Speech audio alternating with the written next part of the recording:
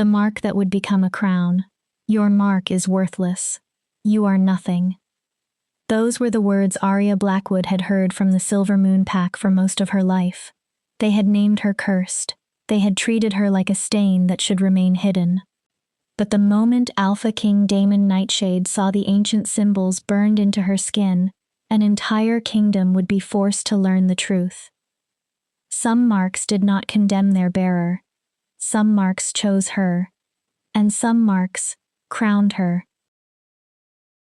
Arya Blackwood had spent 23 years learning how to disappear. She concealed her intelligence behind lowered eyes. She buried her courage beneath rounded shoulders. She softened her footsteps, quieted her voice, and made herself small enough that the wolves around her could pretend she barely existed. Yet there was one thing she had never been able to hide completely: the mark. It was not a tattoo she had chosen. It was not even a tattoo in the ordinary sense. On the morning of her 16th birthday, the symbols had appeared without warning, searing themselves into her flesh with unbearable heat. Twisted lines in an ancient language spiraled from her right shoulder all the way down to her wrist. The pack healer had called it a curse. The elders had called it a deformity. And Celeste, Arya's beautiful, flawless stepsister, had called it proof that Arya had never belonged among them. "Cover that thing," Celeste hissed that morning. Sunlight gleamed across her perfect golden hair as she prepared for the royal gathering. "The Alpha King is coming to Silver Moon. I will not let you humiliate this family by displaying your affliction." Arya silently pulled her sleeve lower. She had learned long ago that arguing with Celeste was like shouting into a violent storm.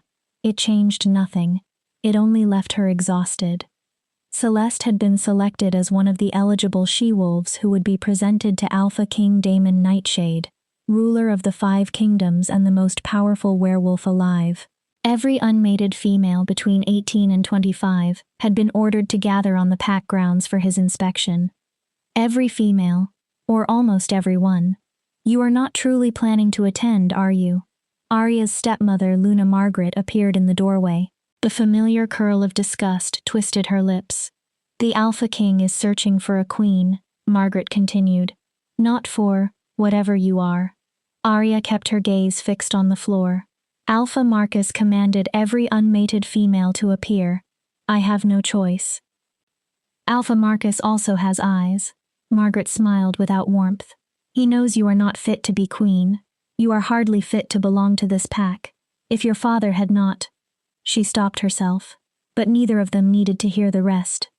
If Arya's father had not been the pack's beta, if he had not forced them to promise they would keep her safe, she would have been driven from Silver Moon years ago.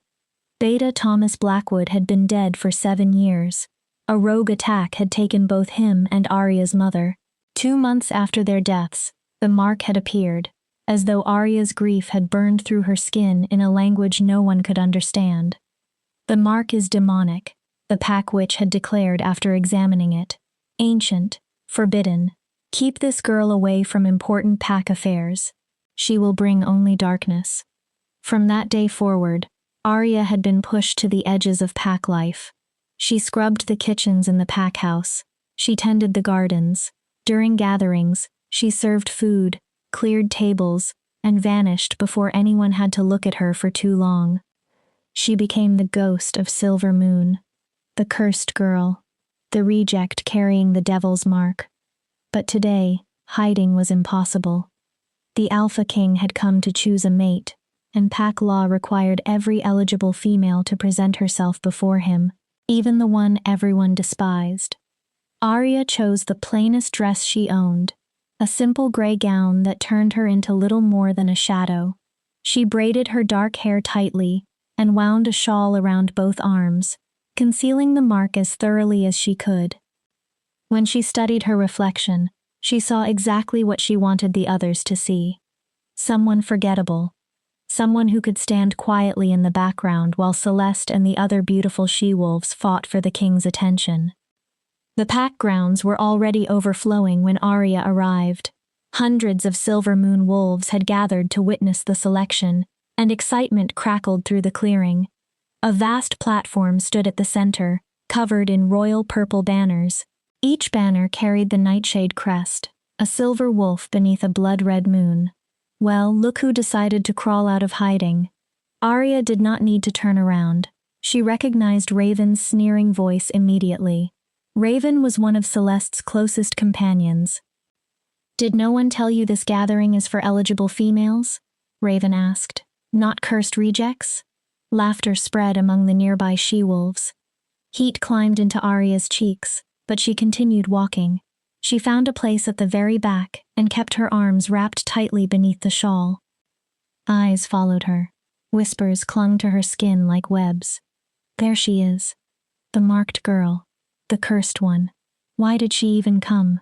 A deep horn sounded across the clearing. Every voice died.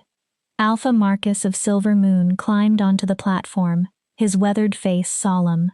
"Brothers and sisters of Silver Moon," he began, his voice carrying over the gathered crowd.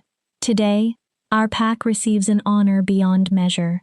Alpha King Damon Nightshade has selected Silver Moon as one of the stops in his royal search for a mate." The crowd stirred with excitement. "As you all know, our king has lived without a mate for 30 years.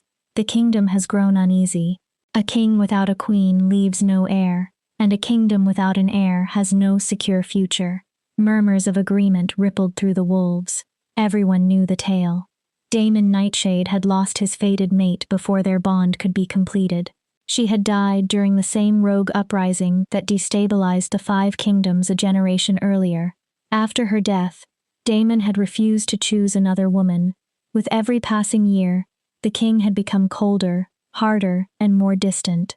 Some believed he had been waiting for a sign. Others whispered that he was simply waiting to die. The king seeks a mate who possesses strength, intelligence, and the ability to stand beside him while he restores what has been lost, Alpha Marcus continued. He will meet every eligible female personally. Once his choice is made, it will be final and binding. The horn sounded again. Then the Alpha King appeared. Damon Nightshade was not the monster Arya had imagined from the stories. The rumors described a giant nearly 7 feet tall, covered in scars, with a gaze capable of killing a wolf where he stood. The man who stepped onto the platform was different. He was tall, perhaps 6'4", with broad shoulders and the hardened build of a warrior beneath black ceremonial armor. His midnight hair was pulled back from a face made of sharp planes and severe angles, as if it had been carved from stone. Yet it was his eyes that stole Arya's breath. Even from the rear of the crowd she could see their impossible silver color, moonlight given human form. He did not look cruel. He looked empty. Worse than boredom, worse than anger, he wore the expression of a man performing a duty he had stopped believing in long ago. "Let the presentations begin," Alpha Marcus announced. Celeste was called first. Of course she was. She floated onto the platform in a gown that likely cost more than everything Arya owned. Golden, radiant, and flawless, Celeste looked like a sun goddess descending among ordinary wolves. She curtsied deeply and exposed her throat in perfect submission. Even from the back, Arya could see the certainty in her stepsister's triumphant smile. The Alpha King studied Celeste for 3 seconds, then he looked away. Next. His voice was deep, cold, and utterly uninterested. Celeste's smile broke. She was guided from the platform with confusion and fury battling across her beautiful face. The procession continued. One stunning she-wolf after another stepped forward. Some displayed grace. Others spoke of intelligence, loyalty, or noble blood. A few lowered themselves in exaggerated submission, desperate to awaken the king's interest. Damon dismissed every one of them with the same emotionless word. Next. Arya watched from the shadows, relief slowly loosening the tension in her chest. With each rejection, she seemed to become even more invisible. Perhaps they would forget she was there.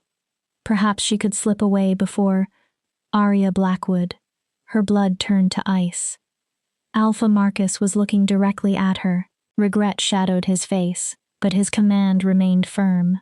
Pack law was pack law. Every eligible female had to be presented. The crowd opened before Arya as she walked forward. The whispers began at once. That is the cursed girl. The one with the mark. What is she doing here? How humiliating for Alpha Marcus. He is presenting damaged goods to the king. Arya's legs trembled as she climbed the steps. She kept her head bowed, clutched the shawl around her arms, and tried to shrink into herself. She needed only to endure a few seconds. If the king dismissed her without noticing the mark, she could return to the shadows where she belonged. Look at me. Damon's voice sliced through her thoughts. Arya slowly raised her eyes. She expected disgust. She expected irritation. At the very least, she expected the same lifeless boredom he had shown every woman before her. Instead, she found confusion. The king's silver gaze locked onto her face with such intensity that Arya's wolf, silent and subdued for years, surged awake inside her. Your arms, he said quietly. Uncover them. A gasp swept through the crowd. Arya's heart slammed against her ribs. Your Majesty, That was not a request. He did not raise his voice, but absolute authority filled every word. Remove the shawl. Her fingers shook as she loosened the fabric. Slowly, the covering fell away. Sunlight struck the ancient symbols that had condemned her for 7 years. Behind her, the crowd inhaled as one. Somewhere below the platform, Celeste laughed with cruel delight. Arya knew what everyone expected. The king would reject her publicly. He would expose the cursed mark, humiliate her before the pack, and punish her for daring to stand among women worthy of a crown. But when Arya looked into Damon's face, she saw no revulsion. She saw recognition. His silver eyes widened. The color drained from his hard, composed face. He stepped toward her once, then again, until he stood close enough that she could see her own reflection in his gaze. Where did you get that mark? His voice had fallen to a whisper, but the entire clearing heard him. It appeared on my 16th birthday, Arya stammered. The healer said it was a curse. I do not know what it... She never finished. Damon caught her arm. His touch was not painful. It was desperate, urgent, almost reverent. He stared at the symbols as though they contained every secret the kingdom had lost. His fingers traced one spiral. Wherever he touched, the mark awakened. Silver light poured from Arya's skin. Not darkness, not corruption. Light. Pure, radiant moonlight pulsed through the ancient lines in perfect rhythm with her heart. Chaos erupted below the platform. She-wolves screamed. Males shouted. Alpha Marcus demanded order, but no one listened. Every wolf in Silver Moon was staring at the impossible sight before them. The Alpha King lowered himself onto one knee. Before Arya Blackwood. Before the cursed girl. Before the unwanted nobody with the devil's tattoo. When Damon spoke, his voice carried over the entire clearing and silenced every wolf present. The mark of the first Luna. Wonder flooded his eyes, and beneath it, something that looked like old pain. It is real, he breathed. After 300 years, it is real. Then he looked up at Arya, and in his gaze, her entire world shifted. You are not cursed. His voice broke over the words. You are prophesied. Chapter 2. The Prophecy Unveiled. The silence following the king's declaration was so complete that Arya could hear her own heart pounding inside her chest. Hundreds of wolves stood frozen. Shock covered most faces. Disbelief hardened others. And on Celeste's beautiful face, there was naked fury. Prophesied? Alpha Marcus finally managed. His voice sounded strained, almost strangled. Your Majesty, I do not understand. That mark was examined by our finest healers and by the Pack Witch. Every one of them called it a curse. They were wrong. Damon rose, but he did not release Arya's arm. His hold remained careful, almost sacred, as though she might vanish if he loosened his fingers. Or they simply lacked the knowledge to recognize what stood before them. He turned Arya's arm outward so the entire crowd could see the symbols glowing beneath her skin. This is the mark of the first Luna. It is written in the old tongue, a language lost after the Moonfall War. No living wolf has witnessed it in 300 years. Arya's thoughts spun. The old tongue. The Moonfall War. Those belong to legends told beside winter fires, stories used to frighten pups or teach them obedience. They could not belong to her. There has to be a mistake, Luna Margaret said. She forced her way to the front, pale but determined to regain control. That girl is no one important. She is merely the daughter of a beta. Her blood is common. Her family, her blood, Damon interrupted, never taking his eyes from Arya, is anything but common. He studied her face. Arya Blackwood, what were you told about your mother's family? Arya's mouth went dry. Almost nothing, Your Majesty. My mother never spoke of them. My father said she was an orphan, raised by a wandering pack that disbanded before I was born. A flicker crossed Damon's expression, satisfaction tangled with grief. An orphan without a traceable past, he said. A woman who appeared from nowhere and carried a bloodline she never dared reveal. He finally faced the crowd. The first Luna was Selene Moonborn. During the Moonfall War, she was betrayed by her own sister. Before Selene died, she spoke a prophecy. Her descendants would survive in secrecy, hidden from those who wished to destroy them, until the 5 kingdoms were ready to become whole again. The mark on Arya's arm pulsed. The proof of that descendant's return, Damon continued, would be sacred symbols placed by the moon goddess herself. They would appear upon the heir's skin when the appointed time arrived. Fairy tales, Celeste spat. Her composure had shattered. Rage twisted every flawless feature. You are going to choose her because of a children's tale. She is cursed. Everyone in Silver Moon knows it. Wherever she goes, misfortune follows. She brings darkness. She brings the return of the royal bloodline. Damon's voice cut through her like steel. The mark cannot lie. It cannot be painted, copied, or forged. It appears only upon the true descendant of Selene Moonborn, and only when the royal mate is near. The world tilted beneath Arya's feet. Royal mate. Surely he did not mean. The prophecy states that when the mark awakens in the presence of the Alpha King, the bond is confirmed, Damon said. After 3 centuries of separation, the bloodline of the first Luna and the bloodline of the king are reunited. He looked back at Arya. For one brief moment, vulnerability broke through the hard lines of his face. I never believed it, he admitted. I thought the prophecy was another myth, another promise created to keep desperate rulers hopeful. His gaze moved to her glowing arm. But you stand before me carrying proof that cannot be denied. No. The refusal escaped Arya before she could stop it. No, this is impossible. I am nobody. My entire life I have been told I was cursed, worthless, dangerous. I was told, you were told lies. Damon's tone softened. Lies designed to make you shrink. Lies that kept you hidden.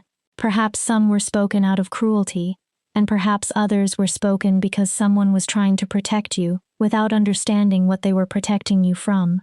His attention shifted to Alpha Marcus. When did the mark first appear? 7 years ago, Marcus replied slowly. Realization began to dawn in his eyes. 2 months after her parents died. The rogue attack that killed Beta Thomas Blackwood and his mate, Damon said. His expression darkened. An attack that took place just beyond Silver Moon territory, in a location where the rogues seemed to know precisely when and where to strike. The crowd grew still again. Alpha Marcus, Damon continued, was that attack ever investigated as anything other than random? No one answered. This silence was heavier than the last. It carried suspicion. It carried guilt. And it carried the terrible possibility that Arya's parents had not died by chance. Her knees buckled. Damon caught her before she fell, pulling her against the hard protection of his chest. Then the bond struck. It snapped into place with enough force to steal every breath from Arya's lungs. Her entire body ignited. Every nerve recognized him. Every instinct knew him. Her wolf surged toward his with a certainty far older than thought. "No," Arya whispered against his armor. "Please, no. This cannot be real. I know." His voice vibrated through his chest. One hand moved gently over her hair. "I know this is too much. You were taught to see yourself as something cursed, when the truth is that you were hidden until the appointed moment. But the mate bond does not lie, Arya." He lowered his voice. "Can you feel it?" She could. Moon goddess help her. She could feel everything. His heartbeat began to match her own. His wolf called to hers. 7 years of loneliness, humiliation, and unanswered pain suddenly found an answer in the powerful man holding her. It was too much. Too sudden. Too real. "This is absurd." Celeste's shriek ripped through the moment.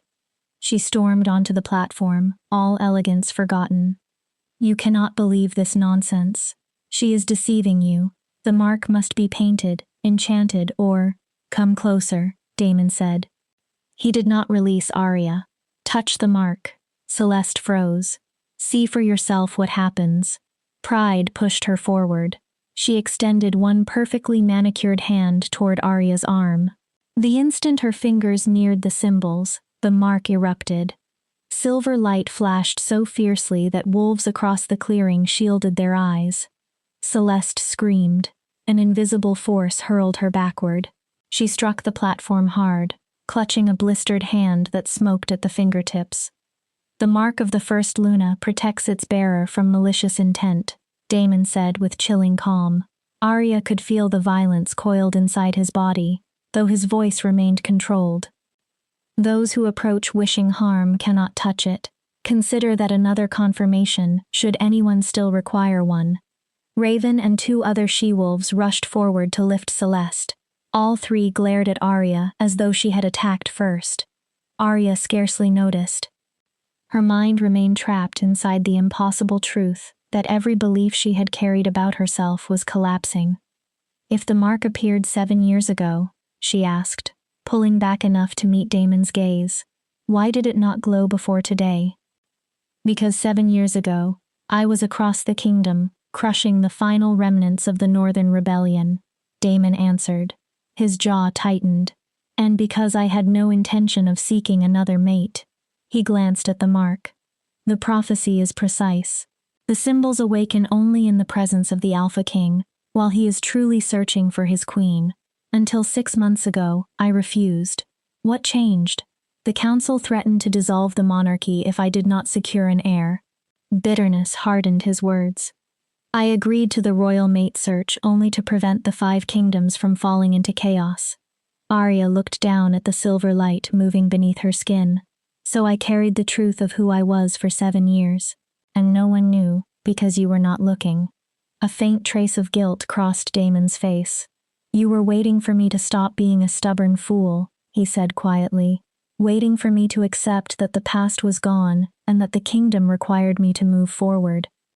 "Or perhaps," another voice interrupted, "you were waiting because revealing yourself sooner would have drawn the attention of those who murdered your parents." Every head turned. Elder Miriam, Silver Moon's ancient pack witch, climbed slowly onto the platform. Deep wrinkles mapped her face, but her eyes remained sharp as blades. "I told this pack the mark was a curse," she admitted. "It felt ancient, powerful, and far beyond anything I understood. Yet I also urged Alpha Marcus to keep Arya close and watch over her." Arya stared at her. "Not because I believed the girl posed a danger," Miriam continued, "but because I feared what would happen if the wrong wolves realized what she truly was." "You knew?" Arya whispered. "I suspected." Miriam's gaze settled on the glowing symbols. The lines were too exact to be random, too deliberate to be corruption. Then came the dreams. Her expression drifted toward some distant memory. "I saw a silver wolf and a shadow wolf circling one another across a field of stars. I saw a crown split into 2 pieces, waiting to become whole, and I saw a mark burning with moonlight." She looked directly at Arya. But dreams deceive as easily as they reveal. I could not be certain. Had I spoken my suspicions aloud, someone might have come for you. The same wolves, Damon finished grimly, who may have arranged her parents' deaths after discovering the bloodline they carried. The clearing exploded into noise. Accusations flew, fear spread.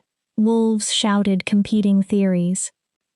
Arya remained at the center of the storm, staring at the mark that had once condemned her and now shone like a beacon. Alpha Marcus released the full force of his Alpha command. Silence! The pack obeyed. He turned to Damon, shock and guilt carved into his features. Your Majesty, what do you command? Damon's arm tightened around Arya's waist. Possessive. Protective. We leave for the capital at once. Murmurs rose again, but he continued. Every moment Arya remains here gives her enemies another opportunity to move. If traitors within Silver Moon arranged the attack that killed her parents, they now know their secret has been exposed. Desperate enemies are the most dangerous kind. I will appoint guards, Alpha Marcus offered. No. The single word carried finality. I trust no one beyond my king's guard. Arya travels under my personal protection from this moment forward. Then Damon looked down at her. His expression changed. The command remained in his posture, but a question entered his eyes. That is, if you are willing to come with me. Arya blinked. I know how sudden this is, he said. You have had no time to understand any of it, but I swear upon my honor as Alpha King that I will protect you. I will answer every question I can, and I will help you discover the truth of your bloodline. His voice lowered. You have my word. Arya looked across the wolves who had known her all her life. She saw Celeste's hatred, Luna Margaret's stunned calculation, Raven's disgust. She saw Elder Miriam's sorrow and Alpha Marcus's guilt. Then she looked at Damon Nightshade, the most powerful wolf in the 5 kingdoms, the king who had just named her his prophesied mate before hundreds of witnesses. She thought of her parents, of the secrets her mother had carried. Of 7 years spent believing moonlight was darkness. Of every insult, every turned back, every moment she had been forced to disappear. The mark continued glowing on her arm. Recognized at last. I will go with you, Arya said. Her voice was quiet, but steady. But I want the truth, all of it, about my mother, the prophecy, my parents' deaths, and everything that was kept from me. The corner of Damon's stern mouth lifted in the smallest genuine smile she had seen from him. You will have every answer we can uncover. I promise you, Arya Blackwood. He faced the pack one final time. Let it be declared throughout the 5 kingdoms. I, Alpha King Damon Nightshade, have found my prophesied mate. His voice rolled across the clearing like thunder. The mark of the first Luna has returned. The bloodline of Selene Moonborn lives. Any wolf who threatens Arya threatens the crown itself. His silver gaze turned cold. And anyone who harms her will answer to me personally. No one dared challenge him. The Alpha King had spoken. As Damon led Arya from the platform, warriors of the King's Guard emerged from the edges of the clearing and formed a moving wall around them. The whispers followed. The prophesied mate. The heir of the first Luna. The cursed girl was blessed. Everything we believed was wrong. Arya glanced back once. Celeste watched her with hatred so raw that a chill moved down Arya's spine. Beside her, Luna Margaret no longer looked shocked. She looked calculating. In that instant, Arya understood something with terrible clarity. Damon was right. Someone had killed her parents to keep her heritage buried.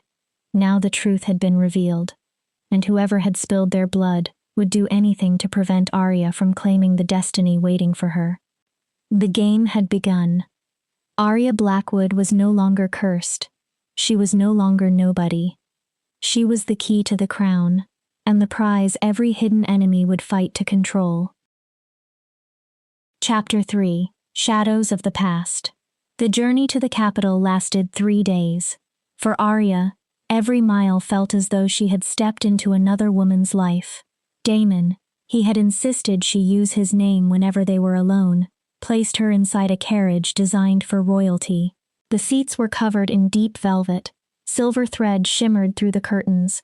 Outside, 20 warriors of the King's Guard rode in perfect formation, surrounding them like the walls of a moving fortress. Arya had never received so much attention. She could not decide whether it made her feel honored or terrified. Probably both. "You are thinking loudly." Damon spoke from the opposite seat.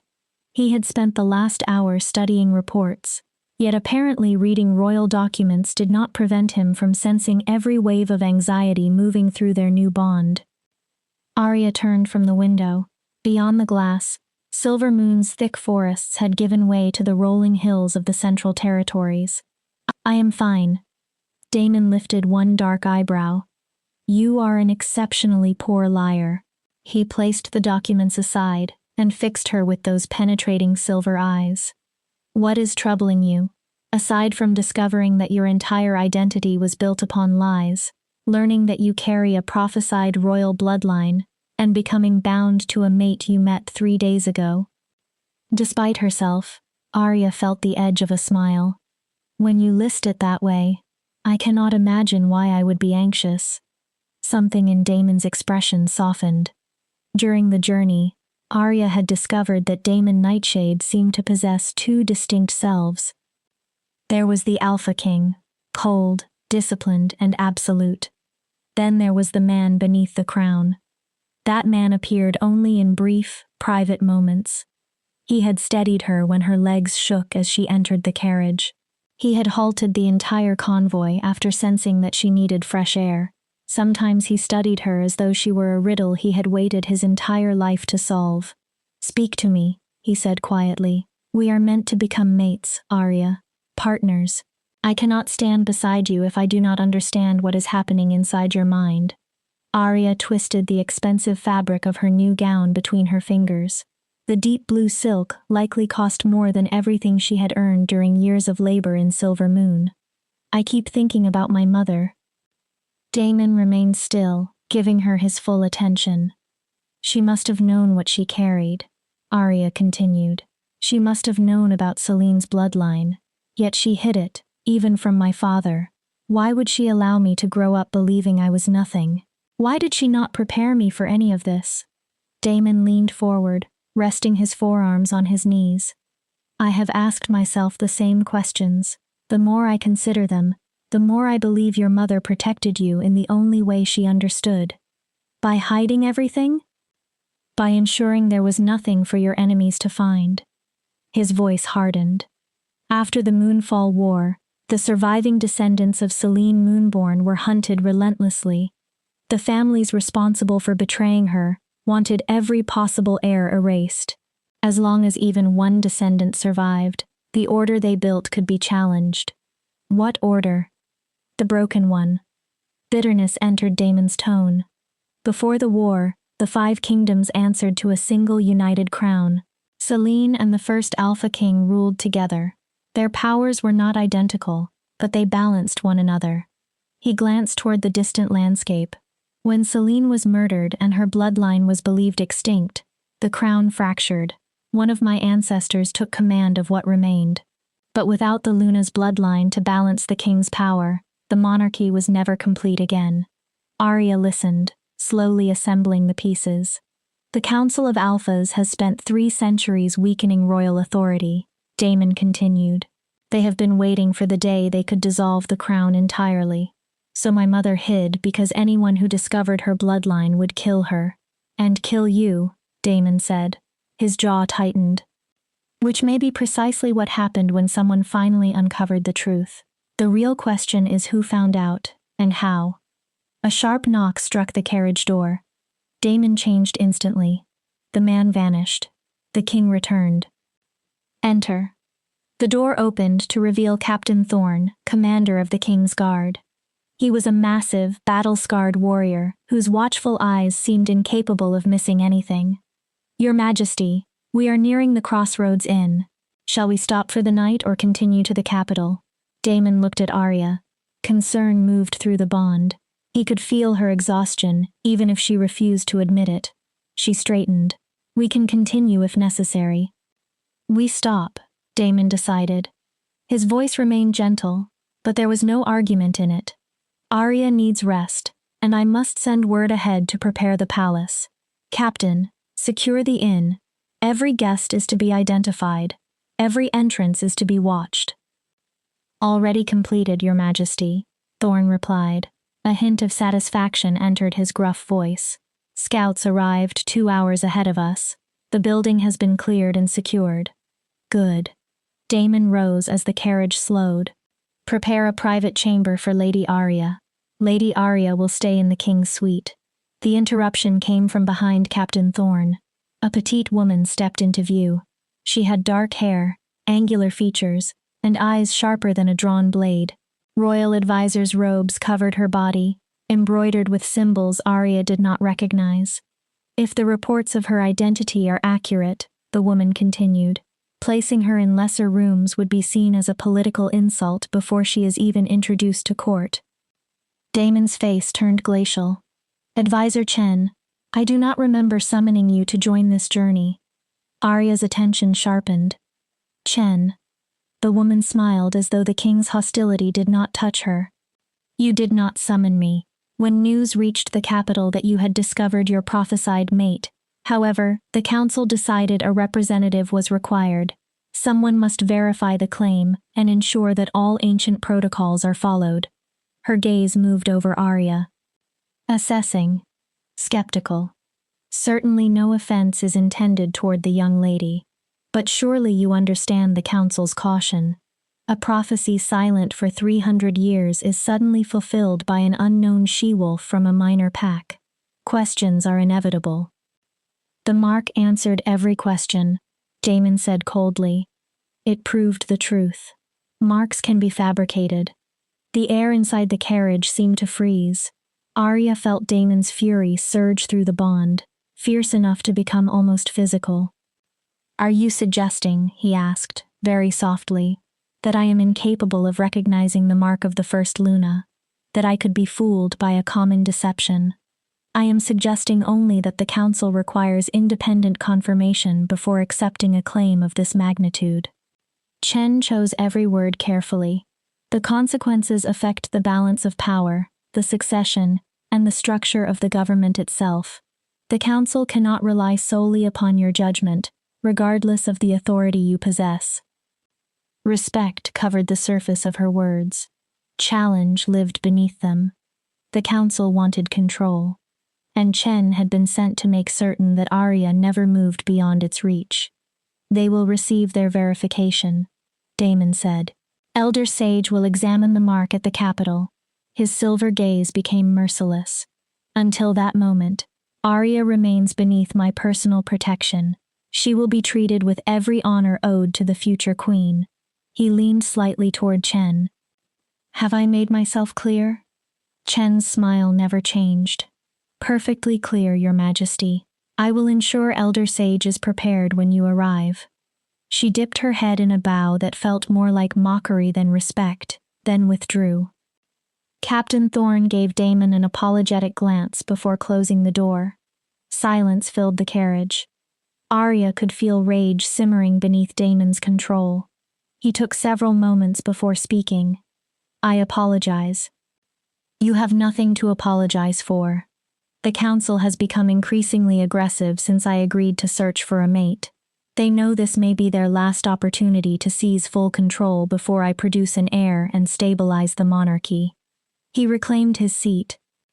They will test you. They will attempt to expose you as a fraud. If that fails, they will try to manipulate you into serving their interests. I am not a fraud, Arya said. I know. Damon's gaze held hers. But they will still work to make you question yourself. They will examine every part of your past. They will search for every weakness, every humiliation, every fear they can exploit. His expression hardened.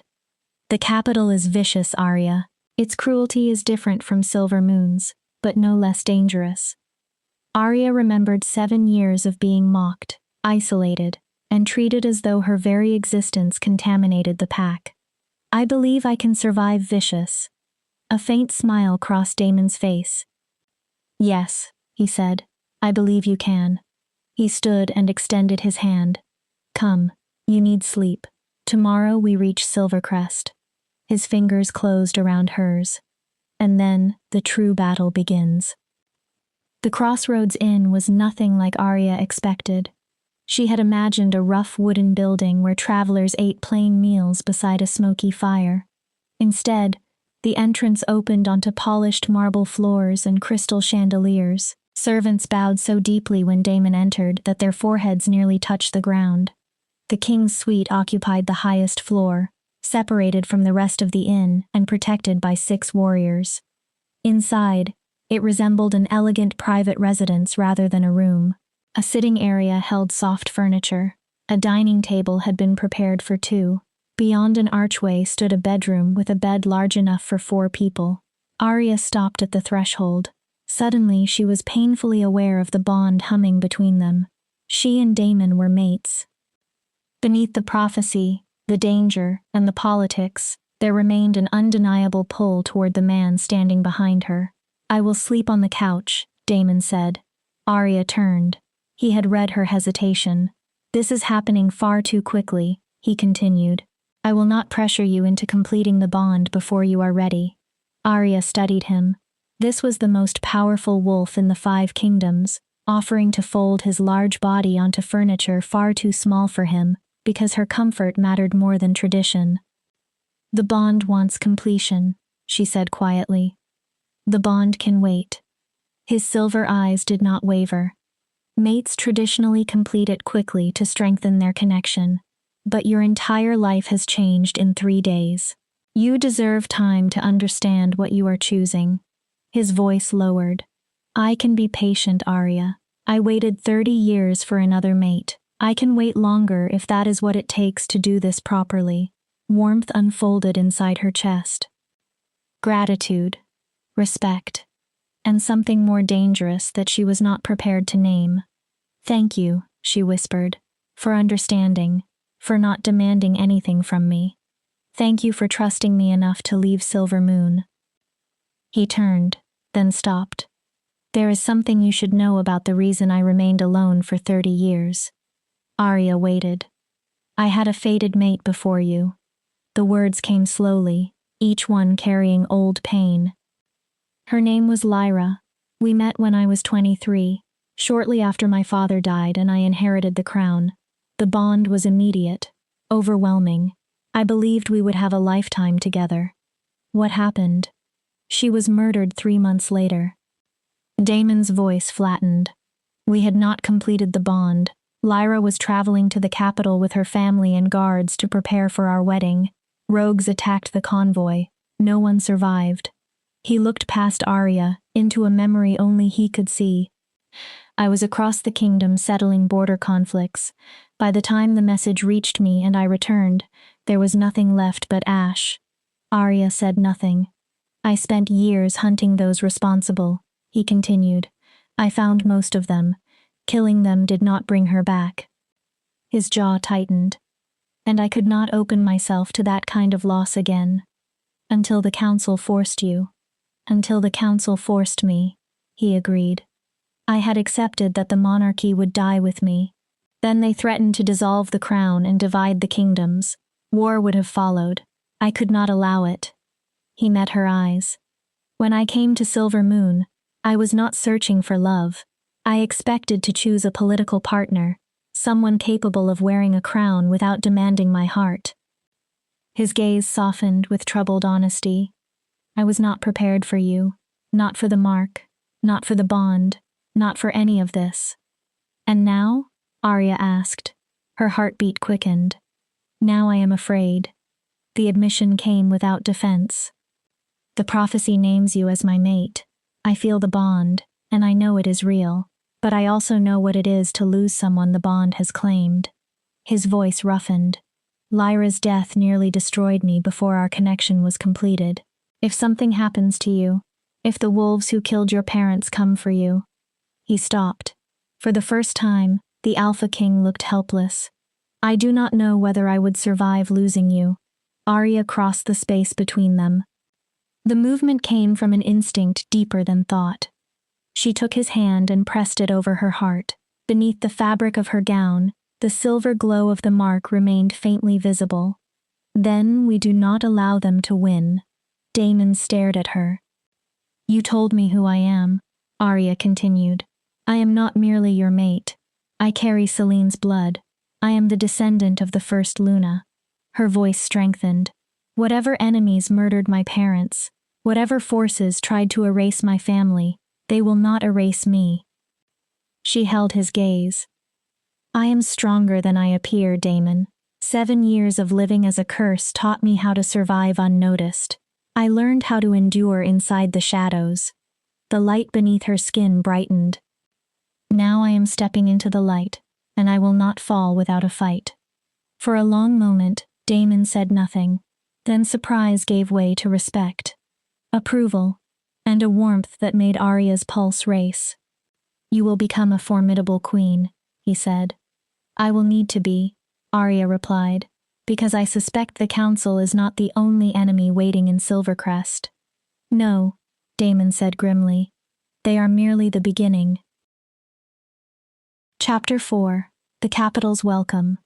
Arya woke beneath warm sunlight spilling through silk curtains. For one disorienting moment, she did not remember where she was. The bed was impossibly soft. The room was quiet. No one shouted for her to clean the kitchens. No footsteps approached with insults or demands. And through the bond, she felt Damon's steady presence in the adjoining room. A calm, powerful anchor in the center of the storm her life had become. Arya dressed quickly in another gown the king had provided. This one was deep emerald, making her dark hair shine like polished onyx. When she entered the sitting room, Damon was already prepared for the day. Formal black armor covered his body, the nightshade crest gleaming across his chest. He looked every inch the warrior king. Arya's wolf stirred with unmistakable appreciation. We reach the capital in 2 hours, Damon said. Before we arrive, you need to understand what awaits you. Arya accepted the tea he offered and sat opposite him. I am listening. Silvercrest is home to nearly 50,000 wolves. Representatives from every major pack live there, along with the Council of Alphas and more political schemes than any sane person should endure. His expression remained serious. You will be presented to the court immediately. There will be no private introduction and no time to settle into the palace. The council demanded that your mark be verified publicly, so the entire kingdom will be watching. Yes, Arya's fingers tightened around the teacup. How will they verify it? Elder Sage will perform a reading. It is an ancient ritual that exposes the truth of magical marks. If yours is genuine, it will respond to the old power and reveal its full nature. And if it does not? Damon did not answer. He did not need to. If the mark failed before the court, Arya would be called a fraud. The council would use that failure to destroy her claim, and Damon's authority with it. And if I pass? She asked. You will be officially recognized as my betrothed, and as the surviving heir of Selene Moonborn. Your coronation as queen will take place within a month, after you complete the traditional trials. Arya stopped with the cup halfway to her lips. Trials? Damon's face grew grim. Ancient law requires every future Luna to prove herself through 3 tests: wisdom, strength, heart. He leaned back. They were created to ensure that the woman ruling beside the king possesses the qualities required to carry the crown. In recent generations, they have become ceremonial, simple challenges any capable she-wolf could complete. But the council will not give me simple challenges. No. They will design them to make me fail. That is what I expect. Damon reached across the table and took her hand. I will stand with you through every trial. Whatever they place before you, we face it together. His thumb moved once across her knuckles. You are not alone anymore, Arya. The sincerity in his voice tightened something inside her chest. 3 days earlier, she had been the unwanted girl whom no one wished to claim.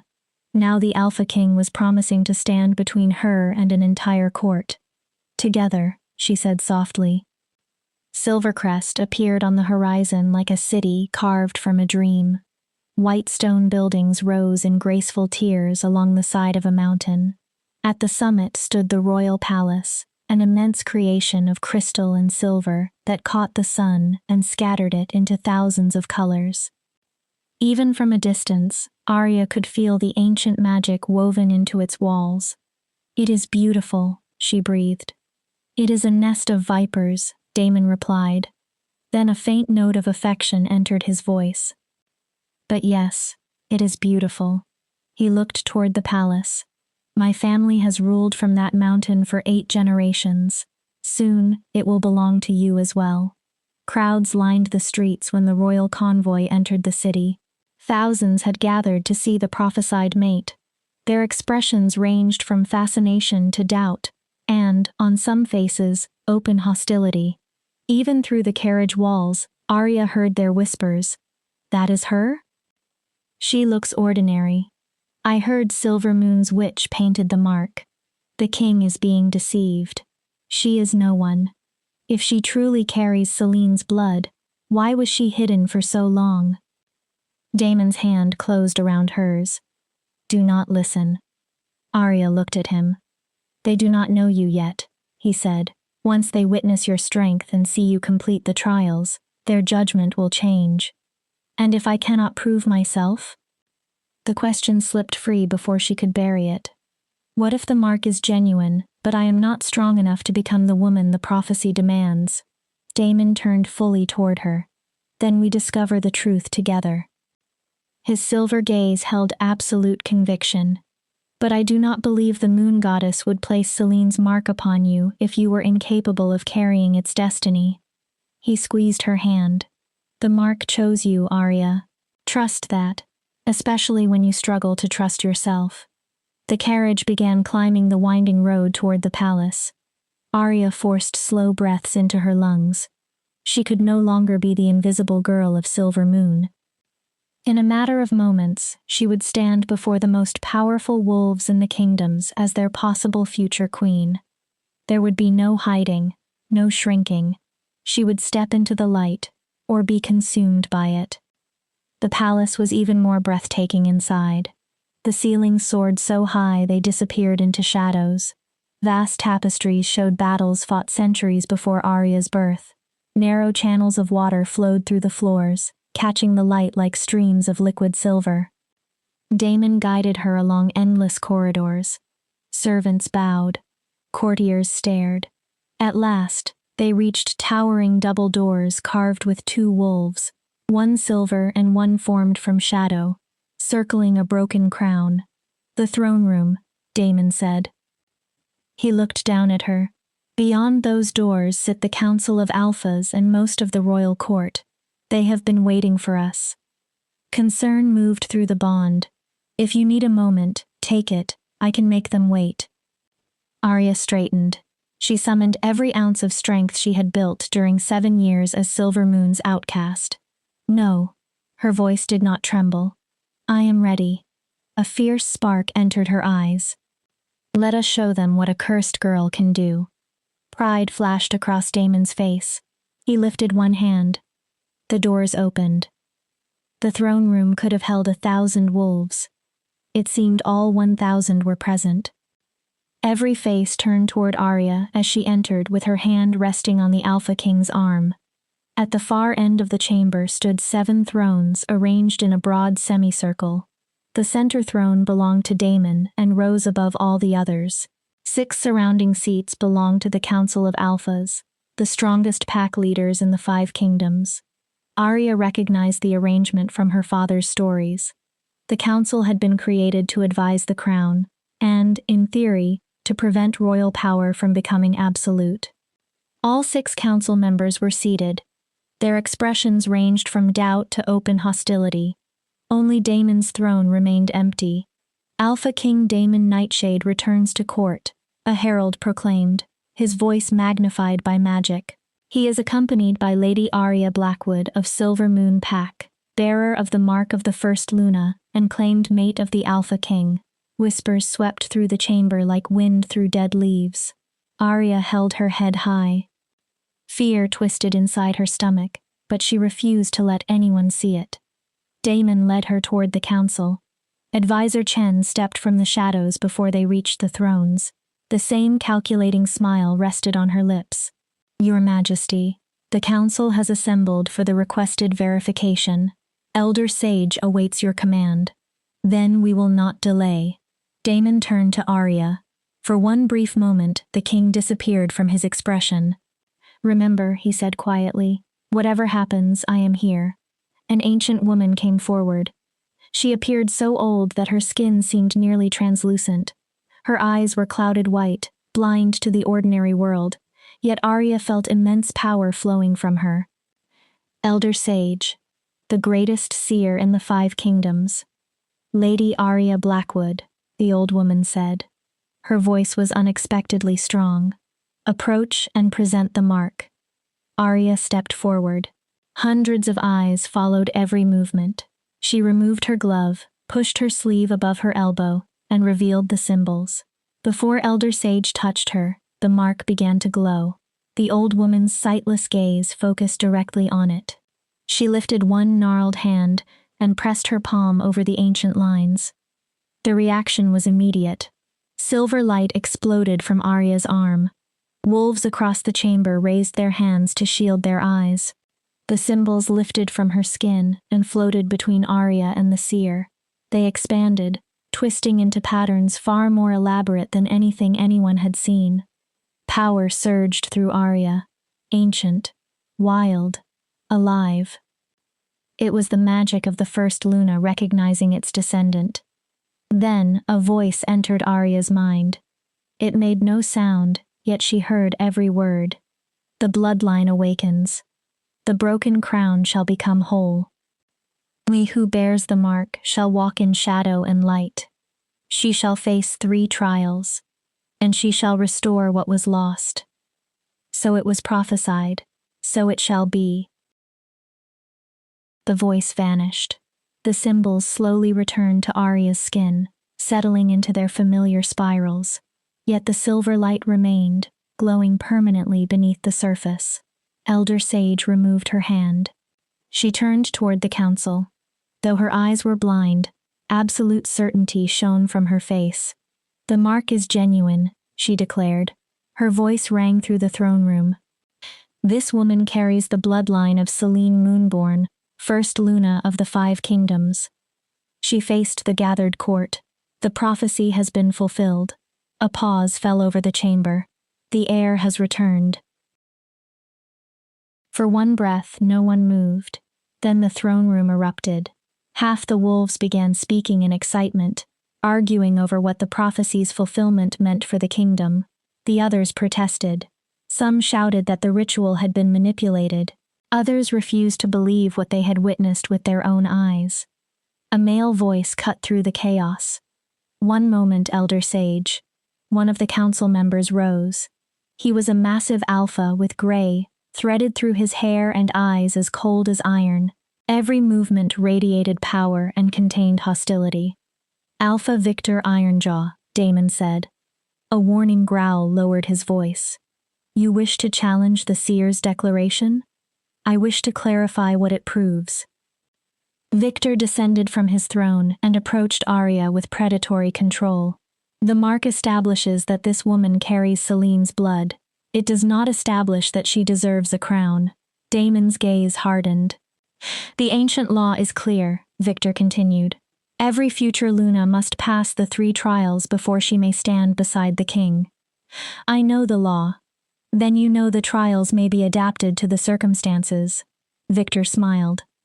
Considering the extraordinary nature of Lady Arya's claim, the council has voted to exercise its authority. Her trials will be designed to test a prophesied heir rather than an ordinary candidate. Damon's fury struck the bond like heat. The trials test worthiness, he said. They are not weapons for sabotage. Sabotage? Victor raised his brows in false innocence. We merely intend to ensure that the woman who would restore the crown is capable of carrying it. Surely your Majesty desires the same certainty. It was a trap. Every wolf in the room understood it. If Damon objected, the council would claim he lacked faith in Arya. If he accepted, they would create challenges meant to break her. Before Damon could answer, Arya stepped forward. "I will face the trials." Her voice carried clearly through the vast chamber. "Whatever tests the council creates, I will accept them." She met Victor's cold gaze. "I am not afraid to prove who I am." Victor's smile widened. Predatory. Satisfied. Excellent. He allowed the word to settle. "Then the first trial begins now." "What?" Damon's control snapped. "That is not the law. A candidate is entitled to 3 days of preparation before each. Ancient provisions allow an immediate trial when succession is disputed," Chen said smoothly. She appeared beside Victor as though she had been waiting for the exact moment. "Given the council's concerns and the unprecedented nature of Lady Arya's claim, we invoke that provision." Arya saw the plan clearly. Chen's appearance at the Crossroads Inn had not been an accident. The council had expected Elder Sage to confirm the mark. They had prepared their next attack before Arya ever reached the capital. They intended to test her while she was frightened, exhausted, and unprepared. A public failure would destroy her claim and prove that Damon's judgment could no longer be trusted. Arya looked at him. The same realization burned in his eyes. She felt his need to protect her through the bond. Beneath it, she felt something else. Belief. He believed she could survive what they had planned. "What is the first trial?" Arya asked. Victor's smile turned vicious. "The trial of wisdom." He folded his hands behind his back. "You will enter the archive of ancients. Inside, you will be given 1 hour to solve a riddle written in the old tongue, the language spoken by the first Luna." He tilted his head. "If you translate it and provide the correct answer, you pass." His eyes narrowed. "If you fail, perhaps the prophecy has chosen the wrong heir." The old tongue had been dead for 3 centuries. Only the oldest scholars knew fragments of it. Yet the mark on Arya's arm suddenly warmed. She remembered the voice during the reading. She had understood words no one had taught her. The mark was not merely evidence. It was a key. Something inside her blood was waking. "I accept," Arya said. Damon moved closer, lowering his voice so only she could hear. "You are not required to do this immediately. I can challenge their reading of the law. I can buy you time." "No." Arya held his gaze. "They expect me to fail because I am unprepared and afraid." Determination steadied every word.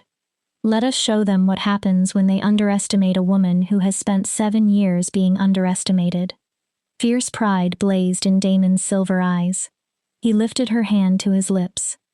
The gesture was not possession. It was respect. Faith. "Then show them who you are," he murmured. "Show them what it means to carry the first Luna's mark."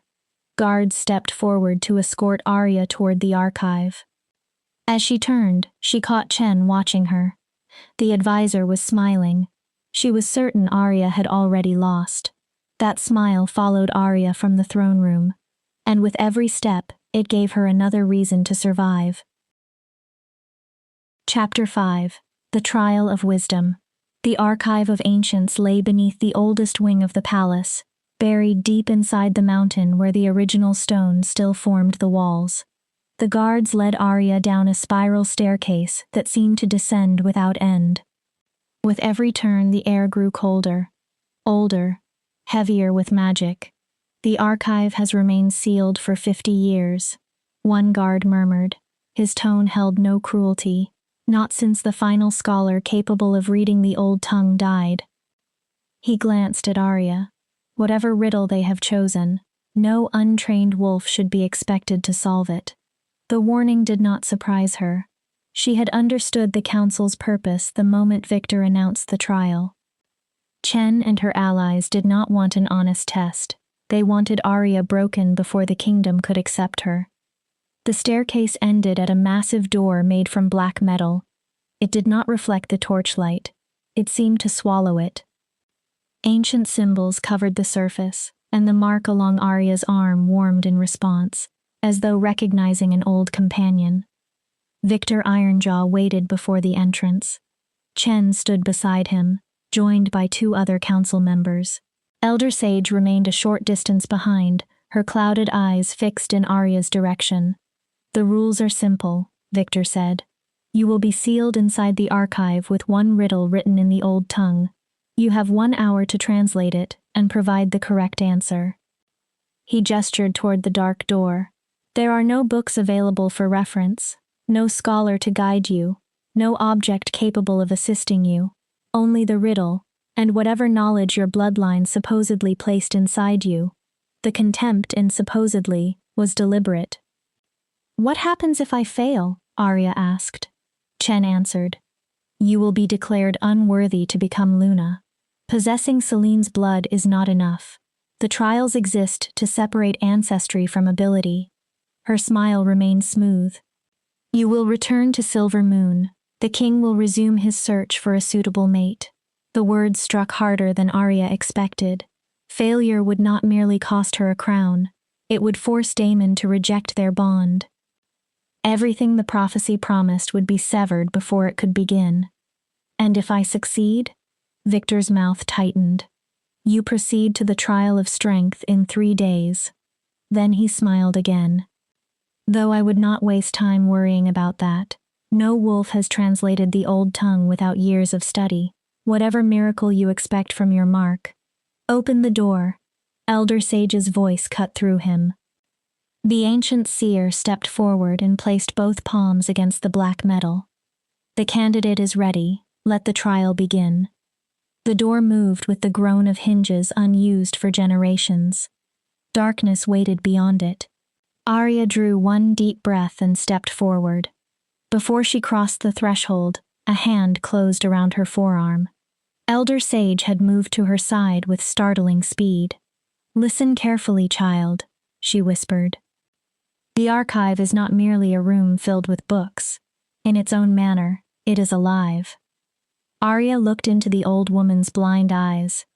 "It remembers every truth spoken within its walls.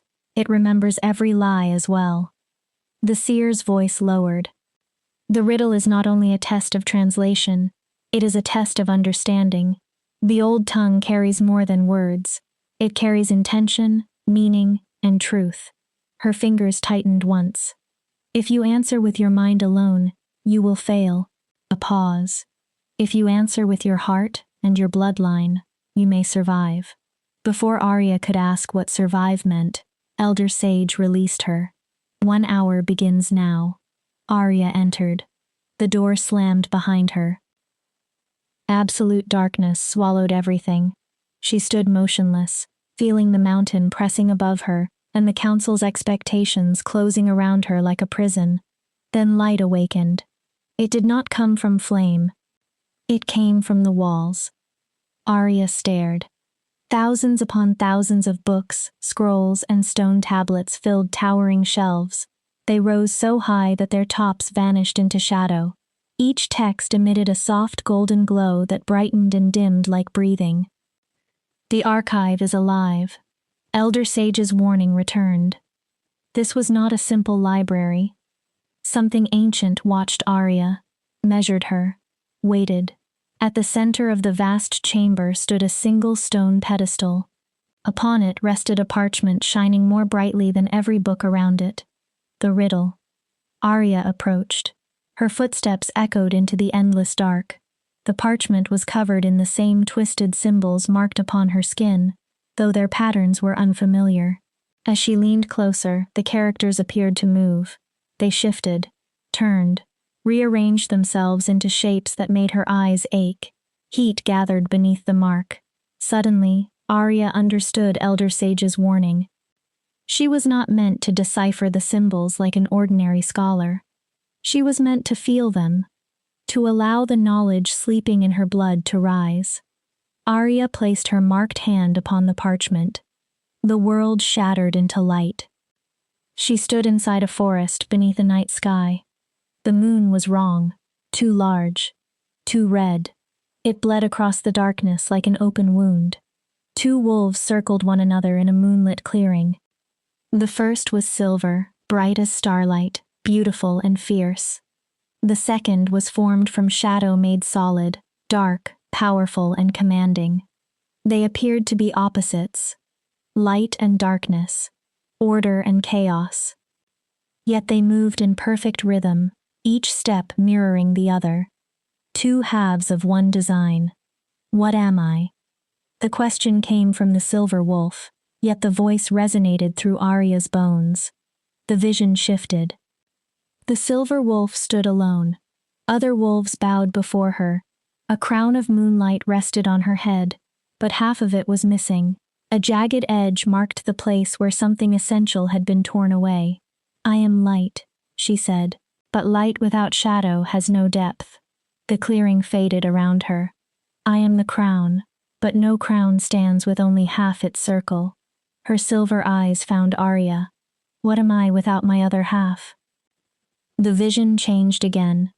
Now the shadow wolf stood alone inside an endless darkness. He was powerful, terribly powerful, but around him wolves fought. Blood soaked the earth, kingdoms fractured. A broken crown rested upon his head, missing the half carried by the silver wolf. I am shadow, he said, but shadow without light has no form. Battles raged behind him. I am strength, but strength without wisdom becomes tyranny. His gaze met Arya's. What am I without balance? The wolves appeared together once more. They circled. With every turn they drew closer. The red moon pulsed above them like a heart. What are we together? They asked in one voice. What are we when the broken crown is restored? Light and shadow, strength and wisdom, king and Luna. What do we become when we stand as one? The wolves merged. And Arya saw the answer. She tore her hand from the parchment and staggered backward, gasping. The mark blazed so fiercely that silver light filled the archive. The riddle was not truly asking about wolves. It was not asking about crowns or kingdoms. It asked about the nature of power, partnership, balance. What happened when two incomplete halves chose to become whole? Arya looked down. This time, the symbols resolved into words she could read as easily as the common language. I am half without my whole. I am strength without wisdom, light without shadow, crown without kingdom. Alone, I am broken. Together, we are. The final word was missing. Waiting. Arya thought of Damon, the king who had ruled alone for 30 years, becoming colder with each passing year. Powerful, yet isolated. Strong, yet deprived of the balance a true Luna was meant to provide.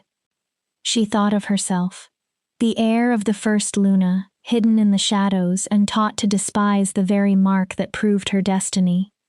Both of them had been waiting without knowing what they lacked. The prophecy returned to her. The broken crown shall be made whole. Not repaired, not mended, made whole. Because the crown had never been designed for one ruler. From the beginning, it had required king and Luna. Shadow and light. Strength and wisdom. Arya lifted the quill resting beside the parchment. Her hand did not tremble. In the flowing symbols of the old tongue, she wrote a single word. Complete. The parchment exploded with silver light. Her answer rose from the page and expanded across the air until it filled the chamber. Every book awakened. Every scroll glowed. Every stone tablet answered. Then Arya heard singing. Thousands of ancient voices joined in recognition. Truth.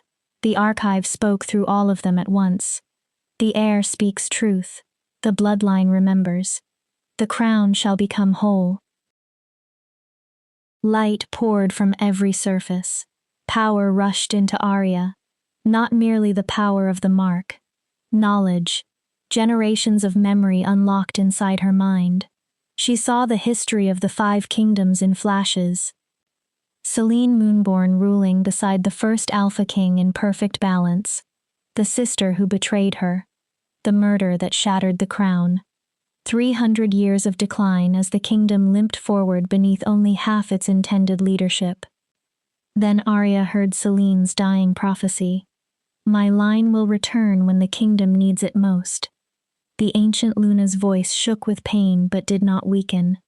When the crown is broken beyond repair, my heir shall rise and make it whole. Another vision appeared. This one turned Arya's blood cold. She saw the face of the woman who had betrayed Selene, her own sister, jealous, ambitious, smiling as she raised the blade. That face looked exactly like Advisor Chen. The archive door burst open precisely 1 hour after it had closed. Victor entered first, with Chen beside him.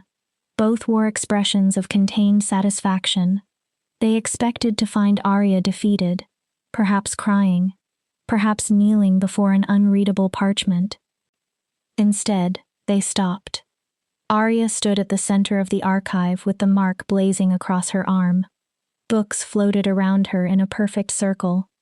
The completed riddle hovered before her, the final word pulsing with ancient power. Victor's satisfaction vanished. Chen's face turned white. Impossible, Victor breathed. You could not have done this. Elder Sage appeared behind them. The candidate answered correctly. For the first time since Arya met her, the old seer was smiling. The archive accepted her answer. It has recognized both her bloodline and her right to receive its knowledge. She raised her voice. The trial of wisdom is past. But she has no training, Chen protested. Desperation cracked her polished composure. She could not translate the old tongue. She must have found a reference, some hidden guide. She cheated. The archive contains no translation references, Elder Sage replied calmly. It was created to make deception impossible. Her sightless gaze fixed upon Chen. The riddle can be solved only through genuine understanding granted by the bloodline itself. A quiet warning entered her voice. Unless you wish to accuse the archive of ancients of lying. Chen opened her mouth, then closed it. Any further protest would reveal too much. Victor recovered first. His expression hardened. She passed one trial through an advantage of blood. The next tests will not be scholarly games. He stepped closer to Arya. The trial of strength demands real physical ability. We will discover how well Silver Moon's cursed servant performs when steel is placed in her hand. Arya met his gaze. I look forward to it. Victor's eyes narrowed. 3 days. Enjoy this victory while you can. It will be your last. He turned and left. Chen hurried after him, but not before Arya saw the expression she tried to hide. Hatred. And beneath it, fear. When they were gone, Elder Sage approached Arya and placed one hand over the glowing mark. You saw the betrayal, she said softly. Did you not? Arya swallowed. Chen, or someone who looked exactly like her. The descendant of the betrayer, Elder Sage corrected. The bloodline that murdered Selene survived, just as yours did. Its hatred has passed from one generation to the next. The old woman's face grew grave. They know that if you complete the trials and restore the balance of the crown, the authority their ancestors stole will end.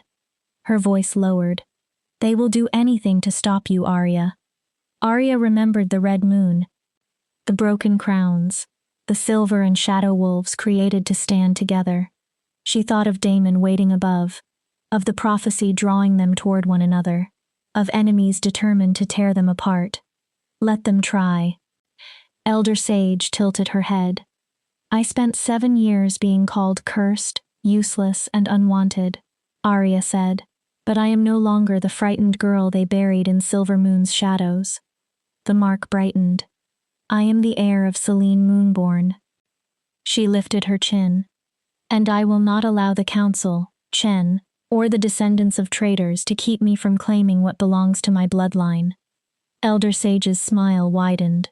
Now, she said, you sound like a Luna. She turned toward the stairs. Come, the Alpha King is likely seconds away from tearing apart the throne room. As they climbed, the meaning of the trial settled deep within Arya. The 3 tests were not simply about proving herself worthy. They were about remaining alive long enough to expose a conspiracy that had ruled from the shadows for 3 centuries. But she was not alone. She had Damon. She had the mate bond. She had the knowledge of the archive flowing through her blood. And she had the mark. Not a curse. A crown waiting to be claimed. The council wanted war. Then they were about to learn what happened when they tried to bury a prophecy 300 years in the making. Chapter 6. Shadows and Schemes. The throne room erupted when Arya returned from the archive with Elder Sage beside her. Damon rose at once. 3 long strides carried him across the chamber. He did not embrace her before the court, but relief and pride rushed through their bond so powerfully that Arya felt as though his arms were already around her. "You passed." His voice remained controlled. His silver eyes did not. "I passed," Arya confirmed. Then she lowered her voice. "And I saw things, important things. We need to speak privately."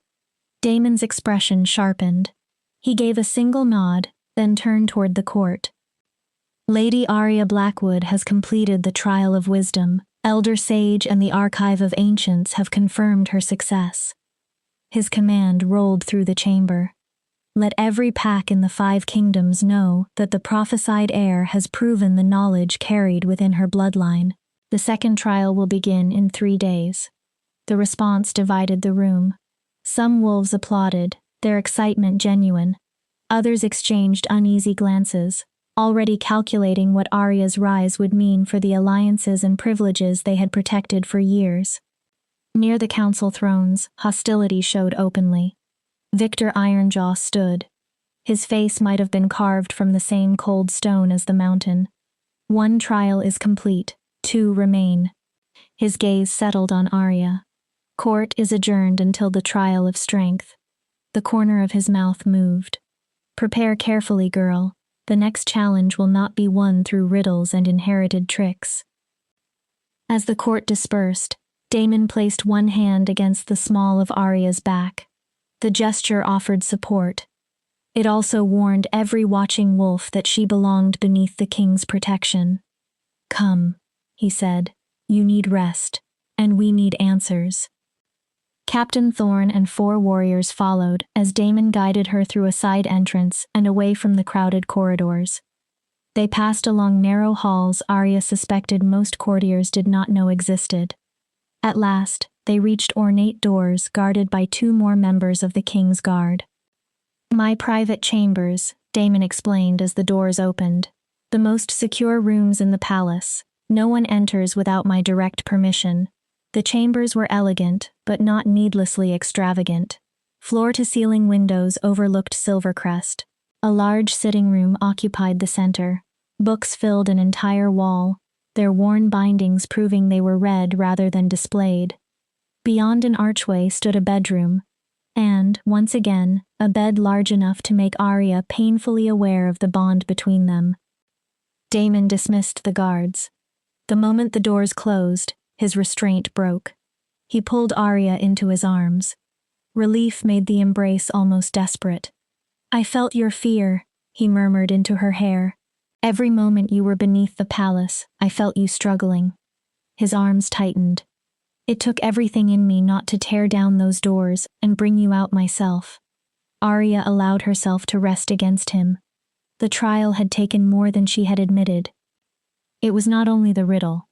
It was the visions, the ancient knowledge forcing its way into her mind, and the terrible understanding of how deeply the conspiracy against her bloodline had rooted itself. "I am safe," she said softly. She drew back. "And I am more than safe. The archive gave me knowledge, memories, understanding." Damon watched her. "But it also showed me the woman who betrayed Selene." His entire body became still. "Who?" "Someone with Advisor Chen's face." Arya studied his reaction. "I saw Selene's sister. She was consumed by jealousy. She allied herself with rival packs and murdered the first Luna to break the crown." Her mark glowed faintly. "That sister's bloodline survived, just as Selene's did. For 3 centuries, her descendants have worked to ensure that the true heir never returns. Damon's expression froze into something dangerous. Chen. His voice held no warmth. I should have recognized the pattern. He moved away and began pacing. She arrived in Silvercrest 15 years ago with flawless credentials and an extraordinary instinct for political maneuvering. She rose faster than anyone I had seen. His hands closed into fists. She was always near power, always advising the correct wolf, always placing the right idea into the right ear. He turned sharply. For 5 years, she has served as the council's principal advisor. If she carries the betrayer's blood, then she has spent those years weakening the crown from within, while I failed to see it. She is not alone, Arya said. Victor moves with her too perfectly. Their timing during the trial was planned. Their decisions support one another. A larger network. A conspiracy with 300 years to build itself. Damon stopped pacing. The Council of Alphas was created after Celine's death. Officially, its purpose was to prevent any single ruler from gaining absolute power. His eyes hardened as the conclusion formed. But if the families who founded it were the same families who arranged Celine's murder, then the council was never meant to protect the kingdom from the crown. Arya finished. It was created to dismantle the crown. Damon looked toward the city. For centuries, they have weakened royal authority and waited for the monarchy to collapse. Once it did, they could divide the 5 kingdoms among themselves. And I am the obstacle they believed was dead. Arya looked at her marked arm. If I complete the trials and take my place as Luna, the balance between King and Luna returns. The crown becomes whole. She met Damon's gaze. And the power the council has accumulated begins to disappear. Which means they will stop at nothing to make you fail. Damon moved to the window. The trial of strength is traditionally a controlled series of sparring matches. It tests whether the future Luna can defend herself, command warriors, and remain calm in combat. But Victor will change it. He will make it dangerous. Can the council alter the trial that much? The ancient law grants them broad authority when the succession is considered extraordinary. Bitterness sharpened Damon's words. That freedom was never abused before. Previous candidates were political allies or ceremonial choices. No council member wished to injure them. He turned. You are different. You threaten the foundation of their power. His voice lowered. They will use every loophole. If they can arrange your death during the trial and call it an accident. He did not finish. Arya's stomach tightened. Then what do we do? I cannot refuse. Refusal would destroy my claim, but I cannot enter an obvious trap without preparation. You will not. Damon crossed the room and took both her hands. 3 days is not enough to turn you into a seasoned warrior. It is enough to teach you how to survive. His gaze burned with purpose. I will train you. Captain Thorne will train you. The finest warriors of the King's Guard will help. Combat? Yes. But more than combat. He tightened his hold. You must learn how to recognize sabotage, how to use a stronger opponent's force against them, how to win when every rule has been written for your defeat. Do you truly believe they will try to kill me during the trial? I believe they will bring you as close to death as they can, without making the murder obvious. The answer was brutal. Damon did not soften it. But they have made one serious mistake. What mistake? They believe your years in Silver Moon made you weak. His eyes searched hers. They think the mark is the only extraordinary thing about you. Without it, they see a frightened servant from a minor pack. And you do not? You survived 7 years of humiliation, isolation, and contempt. His voice deepened. You endured without becoming cruel. You learned to adapt. You learned to read danger. You learned to remain standing while the wolves around you tried to make you disappear. One hand rose to her cheek. The council sees a weakness waiting to be exploited.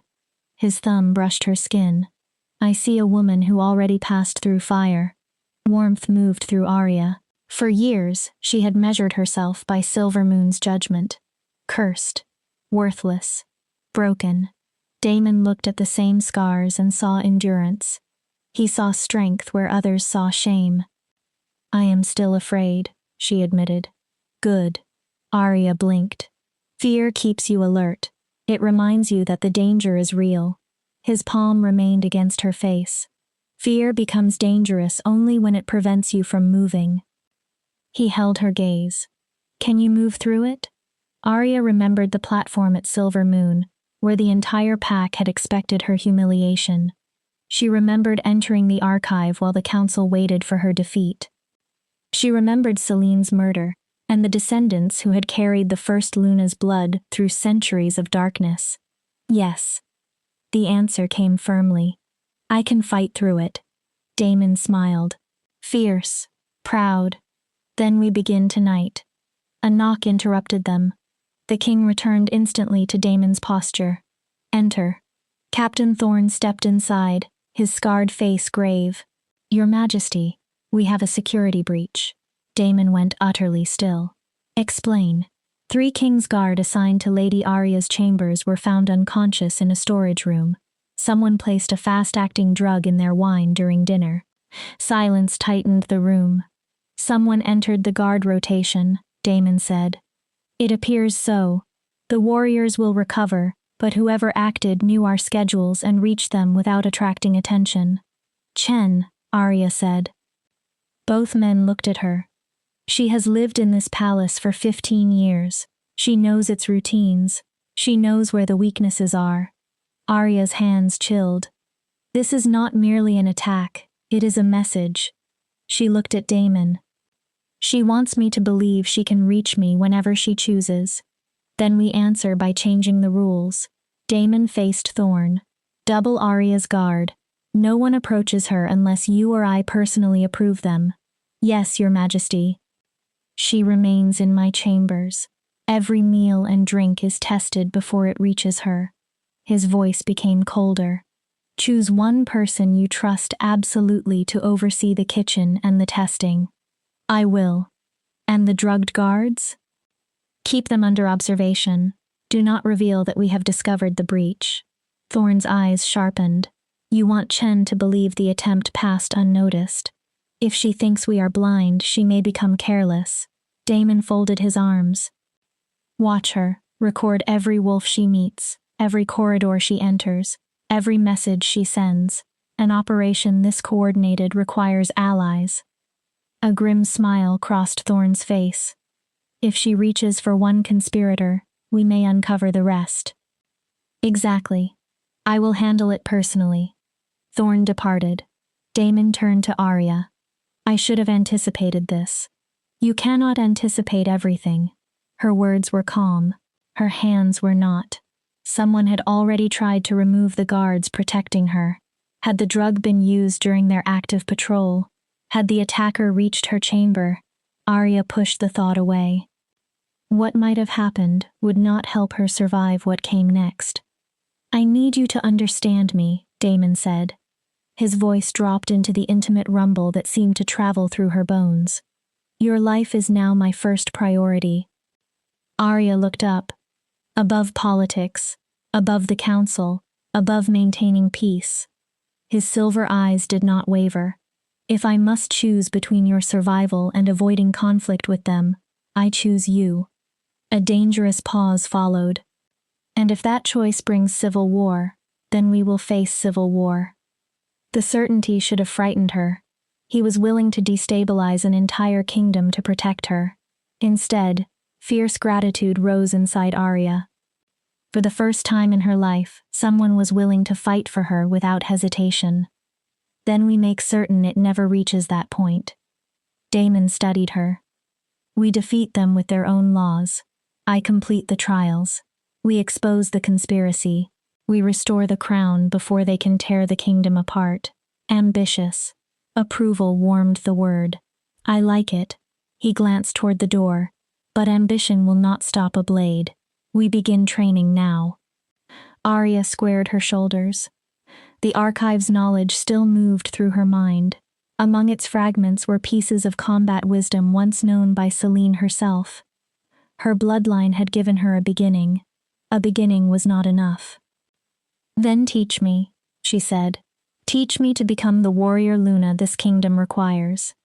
Damon's fierce smile was answer enough. They trained through the night inside a hidden courtyard deep within the palace grounds. Kingsguard warriors secured every entrance. Damon showed no mercy. He attacked with the speed and control of a warrior who had survived decades of battle. He taught through movement rather than speeches. Arya lost count of how many times she struck the ground. Her muscles burned. Her ribs ached. A split lip filled her mouth with the taste of blood. Each time she fell, she rose. Every defeat taught her something. Balance, distance, leverage. How to watch an opponent's shoulders rather than the weapon. How to turn size into weakness. Slowly, painfully, she improved. "You think too much," Damon said after breaking through her defense for the 10th time. Arya bent forward, breathing hard. "My mind is the one advantage I possess. Not in the instant of a strike." He moved closer. "Your thoughts are fast, but combat is faster. Your body must act before analysis begins. My instincts are telling me to run." "No." Damon stepped behind her. His presence was solid and warm against her back. Both hands settled on her shoulders, and the mate bond pulsed. "Your instincts carried you through 7 years inside a hostile pack." He adjusted her stance. "They guided you through the archive when the council designed the test for your failure." His voice brushed her ear. "Your instincts are not weak. You have simply spent years being taught not to trust them." He guided her through the movement. "Use your smaller frame. Shift your weight here. Let the stronger opponent create the force you need." The closeness sent electricity through her body, but it also grounded her. She was not alone in this fight. "Again," Damon murmured. He stepped away. "Stop thinking." Arya closed her eyes for one breath. She felt rather than calculated. Damon moved. Arya turned before thought could interfere. She dropped beneath his strike. His arm cut through empty air. She hooked one leg behind his knee, used his forward momentum, and pushed. For the first time that night, the Alpha King hit the ground. Shock crossed his face. Then pride ignited in his silver eyes. Damon laughed. It was the first true laugh Arya had heard from him. Deep, unguarded, alive. "There you are." He looked up at her with something close to awe. "There is the Luna who will teach the council what happens when they underestimate a woman who has already survived the impossible."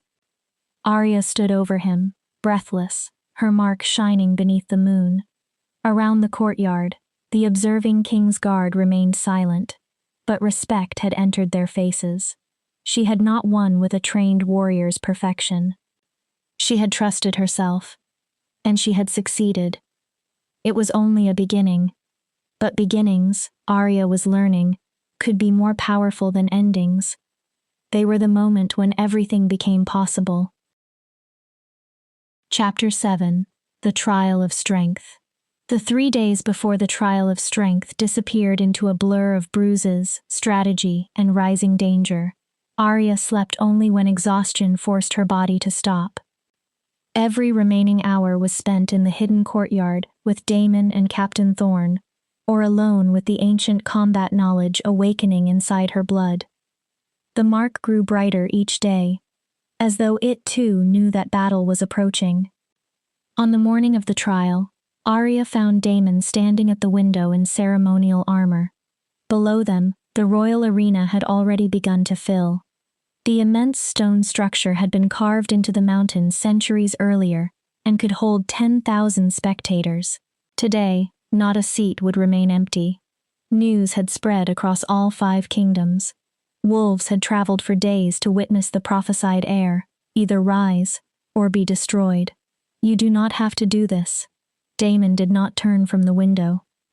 Through the bond, Arya felt pride in her fighting against his terror of losing her. "We could leave now," he said. "Take the king's guard still loyal to the crown, and disappear beyond the council's reach." His voice softened. We could build a life somewhere they cannot touch us. Arya crossed the room and stood beside him. In the arena below, workers arranged weapon racks, marked combat circles, and prepared medical stations. Everything waited for blood. You know I cannot run. Damon finally looked at her. If I leave, the prophecy fails. The crown remains broken. Your family continues trying to hold 5 kingdoms together, with only half the power it was meant to possess. She reached for his hand. And eventually, everything collapses.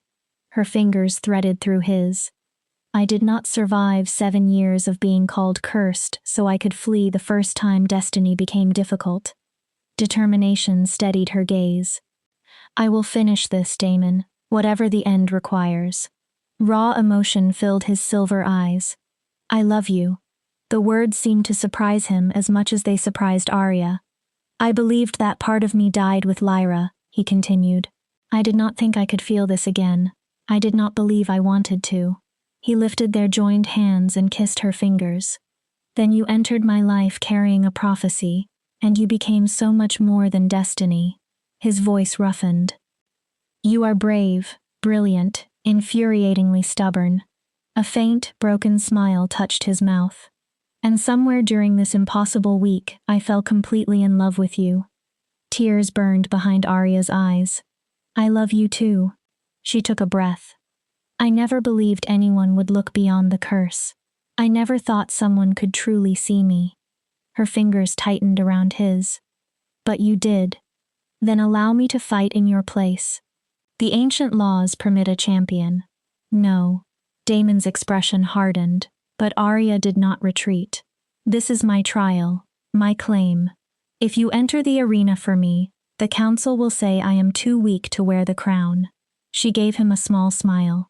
You spent 3 days teaching me how to survive. Now we discover whether I listened. A knock came before he could argue. Captain Thorne entered. His face was grim. Your Majesty, Lady Arya, the council is assembled, and the arena is full. He paused. I inspected every weapon and every piece of armor. Damon watched him. There were irregularities. What kind? Blunted swords secretly sharpened along hidden edges. Protective armor weakened at the joints, straps designed to snap under impact. Thorne's jaw tightened. Someone intended the accidents inside that arena to become fatal. Chen, Damon growled. I replaced every suspicious item with equipment from the royal armory, Thorne said. But even without sabotage, this will not be a ceremonial test. He looked at Arya. Victor selected the 3 most lethal warriors in the kingdoms. Arya's stomach tightened. These are not opponents, Thorne continued. They are executions disguised as matches. Who are they? Arya asked. Your first opponent is Kael Bloodfang, champion of the Northern Territories. He has won 57 consecutive battles. Thorne's expression grew darker. Your second is Zara Nightstrike. She is the only female alpha in the 5 kingdoms and is famous for ruthless efficiency. She has never taken a prisoner. And the third? Thorne hesitated. Victor Ironjaw. Silence entered the room. Damon's fury surged through the bond. The leader of the council is allowed to participate? Arya asked. The ancient law permits a council member to personally test a candidate if he openly disputes her claim. Thorne's mouth tightened. Victor invoked that right yesterday. The message was unmistakable. Victor wanted to end Arya with his own hands. Over my dead body, Damon snarled. I will not sit above that arena while he murders you before the kingdom. You will. Both men looked at Arya. If you interfere, the council will invalidate the trial. They will declare my claim forfeited. Her voice remained firm. They will force you to choose another mate. Everything we have fought for will disappear. She faced Damon fully. I am terrified, but I have to do this. Not only for the prophecy, not only for the crown, for every wolf who was told they were worthless, Arya said. For everyone who was dismissed because their strength did not look the way powerful people expected. Her mark warmed. I need to prove that survival is power too. Damon stared at her for a long moment.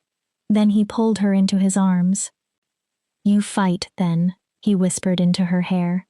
"You fight with everything inside you." His embrace tightened. "I will be watching. I will believe in you through every breath." Then his voice became colder than winter. "But if Victor crosses the line from trial to murder, prophecy or not, I will kill him." The roar of the arena struck Arya the moment she stepped into the sunlight. 10,000 wolves filled the ancient tiers. Cheers, mockery, speculation, and wagers collided in deafening waves. Above the crowd stood the royal box beneath purple banners. The Council of Alphas sat inside it, with Damon on the central throne. Even across the distance, Arya felt him. Steady, present, an anchor within the chaos.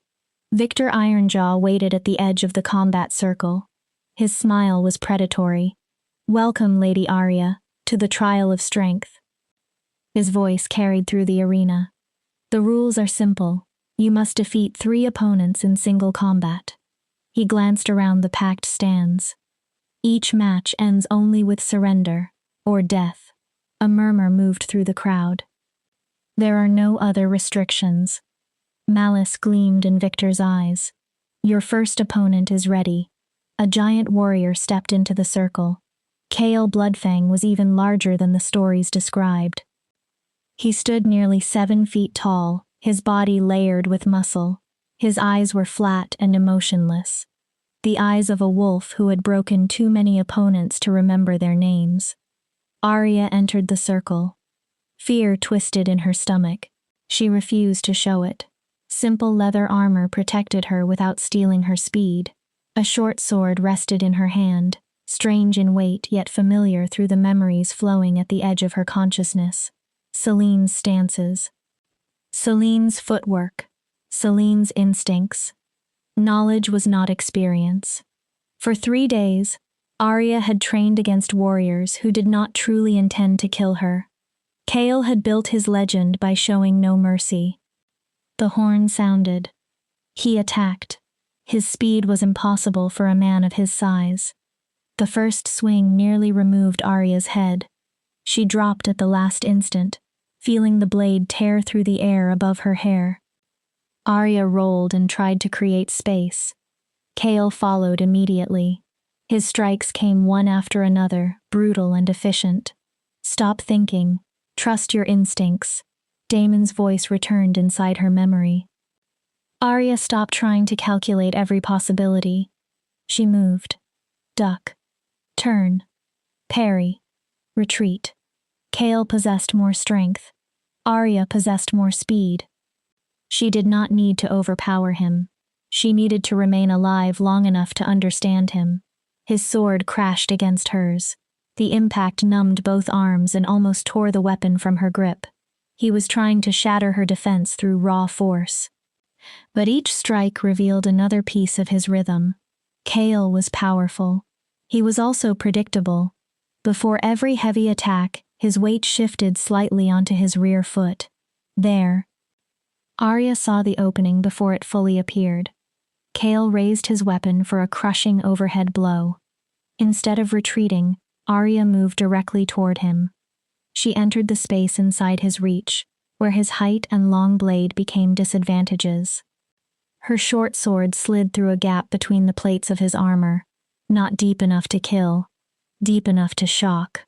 Kale roared and stumbled away. Blood darkened his side. First blood belonged to Arya. The arena exploded. Half the spectators cheered. The others screamed in anger. Arya heard none of them. She pressed forward. Her body moved with a grace that surprised even her. The mark blazed beneath her armor. Then she understood. She was no longer merely remembering what the archive had shown her. She was channeling it. 300 years of the First Luna's warrior knowledge flowed through her blood. Kale tried to recover. He used his reach, his strength, his size. Arya became impossible to hold. She struck and vanished, cut and turned. Each shallow wound stole another piece of his endurance. red spread across his armor. He slowed. Then instinct guided Arya through a final combination. She caught his wrist, turned beneath his arm, struck the flat of her blade against his hand. Kale's sword flew across the stone. Arya's weapon stopped against his throat. Yield. Her command carried through the sudden silence. Kale stared at her in disbelief. For the first time, the undefeated champion looked uncertain. Then he lowered his head. I yield. The arena erupted. Arya stepped back, chest heaving. She had won. But the victory lasted only a breath. The horn was already sounding for the second match. Chapter 8: The Deadly Dance. Zara Nightstrike entered the circle with the silent grace of a hunting cat. She was smaller than Kale. Somehow, she was far more frightening. Every movement carried restrained violence. 2 daggers rested in her hands, their blades flashing in the sun. One edge of each weapon was serrated, not merely designed to cut, but to tear flesh as it withdrew. Zara began circling. You fought well, she said softly, especially for a girl with 3 days of training. Her gaze slid toward Kale as he was helped from the arena. But Kale is a brawler, strength without subtlety. A razor-thin smile appeared. I am different. The daggers turned once in her hands. I am a killer. There is a world of difference. She attacked without warning. Both blades moved so quickly that Arya almost failed to see them. Her sword caught the first dagger. The second sliced across her shoulder. Heat burst through her body. Blood immediately darkened her armor. Zara's smile widened. First blood. She lowered her stance. Now let us discover how long you last once you begin to bleed. This battle bore no resemblance to the first. Kale relied on overwhelming power and a recognizable rhythm. Zara became chaos. She struck from angles that should not have existed. One dagger attacked high while the other appeared near Arya's ribs. Then both vanished and returned from opposite sides. Arya could do nothing but defend. Within minutes, cuts covered her arms, legs, and sides. None was immediately fatal. That was the point. Every wound bled. Every wound stole strength. Every wound slowed her by another fraction. Death through 1,000 cuts. The realization chilled Arya. Zara did not intend to end the battle with a single strike. She intended to empty Arya one drop at a time until she could no longer lift her sword. You are thinking again, Zara taunted. A dagger flashed and opened another line across Arya's forearm. I see it in your eyes. You are searching for a pattern. She turned away from Arya's counterattack with effortless grace. There is no pattern, little Luna. Her blade struck again. There is only chaos. Zara's smile sharpened. And chaos belongs to me.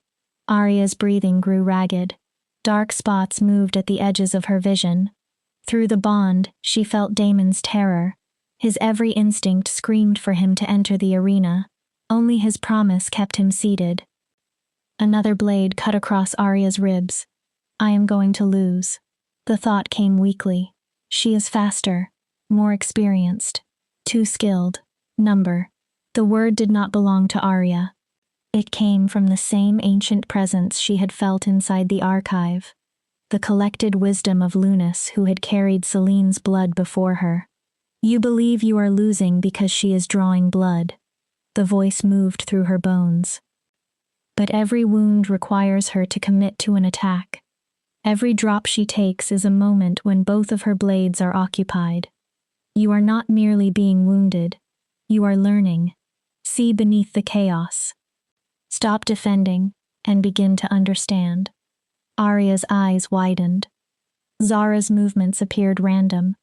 They were not.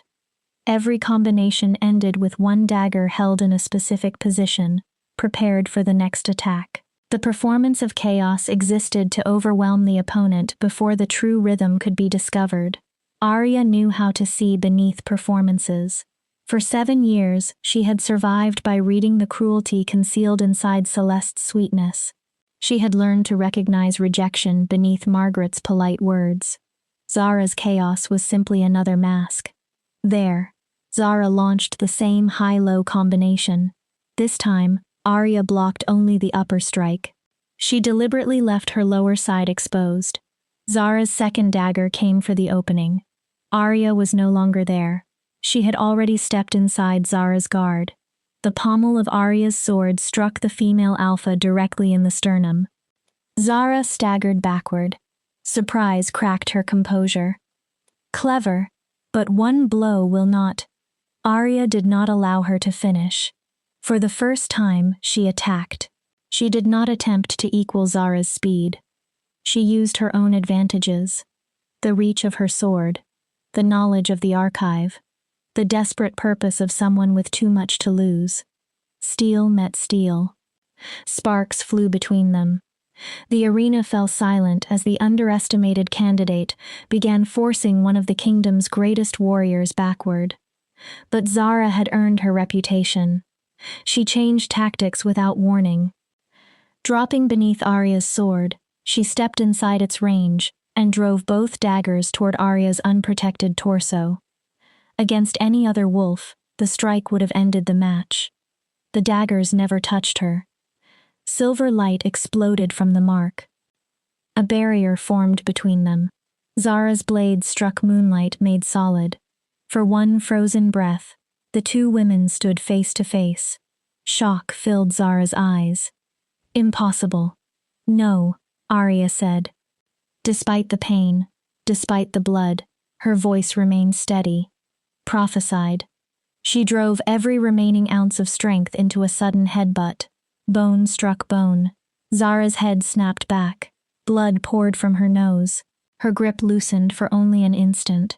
Arya needed nothing more. She swept Zara's legs from beneath her. Before the alpha reached the ground, Arya seized one of the fallen daggers. The serrated blade stopped against Zara's throat. Yield. The command carried across the silent arena. Zara stared upward. Blood covered her face. Then something unexpected entered her gaze. Respect. You fight like a wolf who understands what it means to be prey, she said softly. Like someone who learned survival before honor. A strange smile touched her mouth. I yield, Luna. The title came without mockery. And when you take the crown, I would be honored to serve you. The arena erupted. Arya stepped away, chest heaving. Blood marked her body from more than a dozen cuts. 2 opponents had fallen. 1 remained. Royal healers rushed toward the circle. Before they could reach Arya, Victor Ironjaw entered and raised one hand. No healing between matches. Outrage moved through portions of the crowd. Victor ignored it. The ancient law is clear. The trial of strength measures endurance as well as skill. His smile was vicious. The candidate must face all 3 opponents consecutively, carrying every wound into the next battle. He addressed the arena. A true Luna must protect her people even when she is bleeding, exhausted, and surrounded by impossible odds. Several council members shifted uneasily. Victor was twisting the law beyond anything reasonable. None dared challenge him. In the royal box, Damon rose. Even across the distance, Arya saw the fury in his body. Through the bond, his restraint began to fracture. I am still standing, Arya sent. Her body screamed that she was lying. I can finish this. He intends to kill you, Damon answered. Anguish tore through every word. This was never a trial. He weakened you with the first 2 fights so he could execute you himself. Then we will show him what happens when a Luna survives his execution. Arya drew upon courage she did not know remained. Trust me. Trust that I am stronger than I look. Victor drew his sword. The massive weapon could have cleaved a wolf in half. He began circling. Unlike Kale, there was no warrior's discipline in his gaze. Unlike Zara, there was no respect, only calculation, murder. You defeated 2 opponents through trickery and bloodline magic, Victor said. His contempt carried across the circle. I have fought for 50 years. Rogues, traitors, and pretenders have died beneath this blade by the dozens. He smiled. Your little display of light does not frighten me. His gaze dropped to Arya's wounds. When I finish, there will be too little left of you to recognize. Then he spoke the words that exposed far more than he intended. The prophecy will die with you, just as Selene died screaming beneath her sister's hand. Rage burned through Arya. Victor did not merely descend from the wolves who shattered the crown. He was proud of it. The horn sounded. He attacked. 50 years of combat lived inside every movement. His sword came from above, below, and both sides with devastating control. Each strike possessed enough force to break bone. Arya retreated. Her exhausted muscles protested. Blood continued flowing from Zara's cuts. She was slower now. Victor's blade opened her thigh. A second strike tore along her ribs. Neither killed her. Both weakened her. His boot struck her chest. Arya flew backward and hit the ground hard. The world spun. Victor approached slowly, savoring the end. From the royal box came Damon's roar. Captain Thorne and 3 Kingsguard warriors held him back. It is finished, Victor said. He raised his sword. The prophecy dies here. His smile became grotesque. You will be remembered only as the cursed girl who reached above her place and paid for the arrogance. The blade began to fall. Time slowed. Arya did not see her past. She saw the future being stolen, standing beside Damon as his equal, rebuilding the kingdom. Finding wolves who had been called useless and showing them the strength they carried. Every possibility vanished because she had not been strong enough, not fast enough, not enough. The words echoed like thunder. Not enough. That lie had ruled her entire life. And in the instant before Victor's sword reached her throat, Arya understood the true purpose of the trial. Strength was not merely power. It was not speed. It was not skill with a blade. Strength was continuing when reason demanded surrender. Strength was rising after the world had knocked you down. Strength was facing impossible odds and refusing to remain broken. Arya had trained for that trial for 7 years. Every day she survived Silver Moon. Every insult she endured. Every night she slept alone and still rose the next morning. She had always been strong. She had simply been taught not to recognize it. The mark did not glow. It erupted.